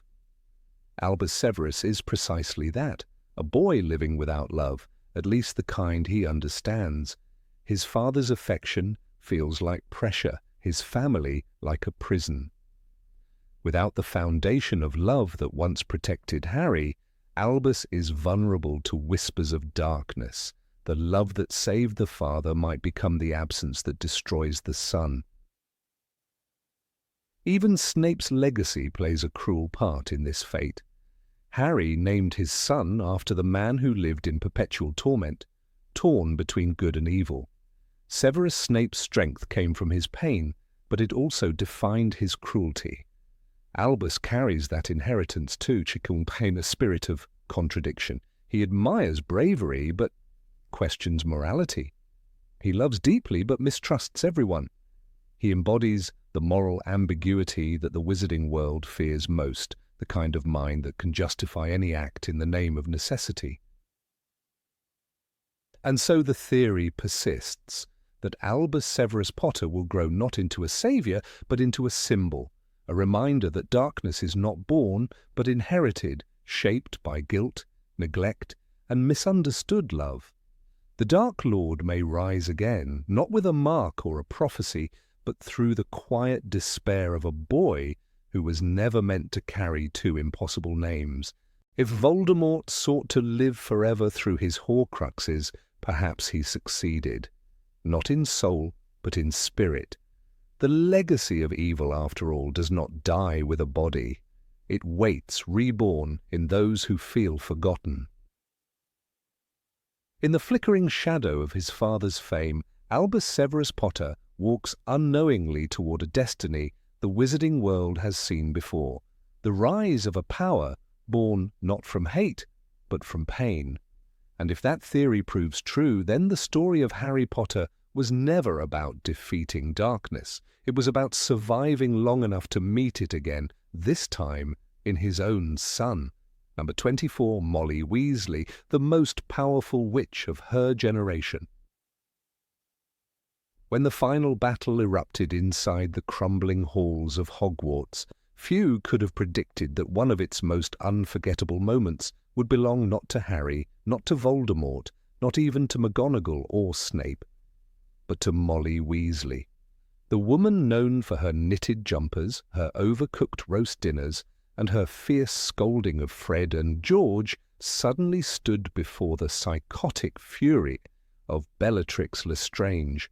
"Not my daughter, you bitch," she roared, and with a blinding flash of spellfire, the duel that had no right to end in her favor was over. Bellatrix, who had mocked the Death Eaters, tortured Neville's parents, and duelled auras with ease, lay dead. Readers were stunned. How could Molly, the cheerful matriarch of the Burrow, defeat one of the most dangerous witches alive? The answer, many fans now argue, lies not in raw magical power, but in the kind of magic Molly embodied. An ancient, emotional, instinctive form of enchantment that no textbook could teach. Unlike the precise Latin-based spells drilled into Hogwarts students, Molly's power came from something deeper, older, and far more primal: love fused with rage, protection bound with devotion. It was, as this theory suggests, the last surviving spark of what could be called ancestral magic, a lineage of domestic sorcery carried through generations of women who protected their kin with spells not written in any grimoire. Molly's entire life had been a quiet demonstration of this invisible art. She could charm a clock to show the whereabouts of her family members, not by mechanical tracking, but through emotional tethering. That enchanted Weasley family clock, with its golden hands pointing to mortal peril, or, at home, represented a kind of enchantment entirely different from traditional charms. No known spell in wizarding literature describes such a device. It did not respond to magical energy, but to love, an emotional resonance between Molly and each of her children. This was not a typical charm like Revelio or Protego. It was an emotional network written into the air of the Burrow, fueled by a mother's fear of loss. There were other signs if one looked closely. Her ability to maintain a home overflowing with magical items, self-washing dishes, self-knitting needles, enchanted brooms that obeyed her without protest, pointed to a level of magical control so natural it seemed instinctive. Even Hermione, the brightest witch of her age, would often marvel at how effortlessly Molly managed her chaotic household. The Burrow was alive with benevolent enchantments that worked seamlessly together, a feat that required a precision of intent and emotional harmony that no classroom could replicate. What Molly did was not domestic labor, it was an art of protection disguised as routine. The theory suggests that the Weasley women came from a long line of witches who practiced this familial magic, an old, almost forgotten branch of spellcraft that existed before formal magical education. Before wands and incantations became standardized, magic was more personal, born from bloodlines and emotions, rather than schools and syllables. It was the kind of power that Helga Hufflepuff herself might have understood. Quiet, nurturing, but unbreakable when tested. Molly, the last matriarch of her kind, inherited this strength in its purest form. What makes Molly's victory so striking is how it contradicts everything we know about power in the wizarding world. Bellatrix was trained in the darkest of arts, duelist of the highest order, schooled under Voldemort himself. She wielded her wand with deadly precision, casting curses that shattered minds and bodies alike. Yet, in the end, her magic, cold, methodical, cruel, was no match for the blazing, instinctive surge that poured from Molly in that moment. Bellatrix's spells were crafted from control, Molly's from emotion. In the words of Dumbledore, "Love as powerful as your mother's for you leaves its own mark." Perhaps then Molly's love, fierce, maternal, protective, became her weapon. There is a haunting symmetry between Molly's triumph and the ancient magic that once saved Harry himself. When Lily Potter faced Voldemort, she did not raise a wand. She stood, hands empty, heart full. Her act of sacrifice, an unarmed woman defying the darkest wizard alive, created a barrier no curse could pierce. Dumbledore called it the deepest magic, one that Voldemort had underestimated. Molly's battle mirrors that moment, as though Lily's sacrifice had echoed forward in time, finding its next vessel in another mother's fury. It was not a coincidence that both women fought not for glory, but for their children. Even before the war, Molly's presence seemed to radiate a stabilizing force. Every time Harry visited the burrow, the chaotic noise, the smell of stew, the warmth of the hearth, all seemed to push away the coldness of his life with the Dursleys. The burrow itself was more than a home. It was a ward, a sanctuary humming with unspoken enchantment. It is easy to imagine that Molly had woven layers of protective magic into its very walls, not visible like Dumbledore's spells around Hogwarts, but just as real. Nothing dark could enter that place without being softened by the warmth she had built. When we consider the spells that Molly used during her duel, we realize how little we actually know about them. The books never reveal the exact incantation she cast against Bellatrix. All we are told is that the two witches circled each other, exchanging bolts of light until one found its mark. The vagueness of this description may not be accidental. Perhaps Rowling left it deliberately open, suggesting that Molly was not using a conventional curse at all, but something wordless, ancient, powered by pure emotion. Wandless or not, this was the kind of spell that could not be replicated in a classroom. It belonged to the heart, not the hand. The duel itself unfolded like an explosion of opposites. Bellatrix, the high priestess of cruelty, laughed with deranged delight as she taunted Molly. Her magic was chaotic, filled with the energy of destruction. Molly, in contrast, stood grounded, her fury silent but focused. Every flash of light from her wand carried not just intent, but memory. Of each sleepless night spent worrying about her children, of Fred and George's mischief, of Ginny's near death in the Chamber of Secrets, of the burden of losing loved ones in a world consumed by war. When she fought, all of that grief and love became one. Bellatrix fought to kill, Molly fought to protect. That difference defined the outcome. It's also telling that Molly's magic manifested in everyday life, even outside of battle. She could send letters that practically carried her voice, cook meals that fed 10 mouths with a flick of her wand, and still find time to send a howler that could make even Dumbledore raise an eyebrow. The emotional weight of her spells made them more than functional.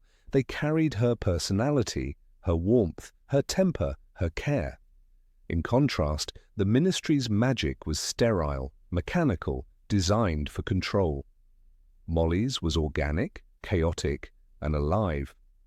It represented the kind of power that bureaucrats like Cornelius Fudge could never understand.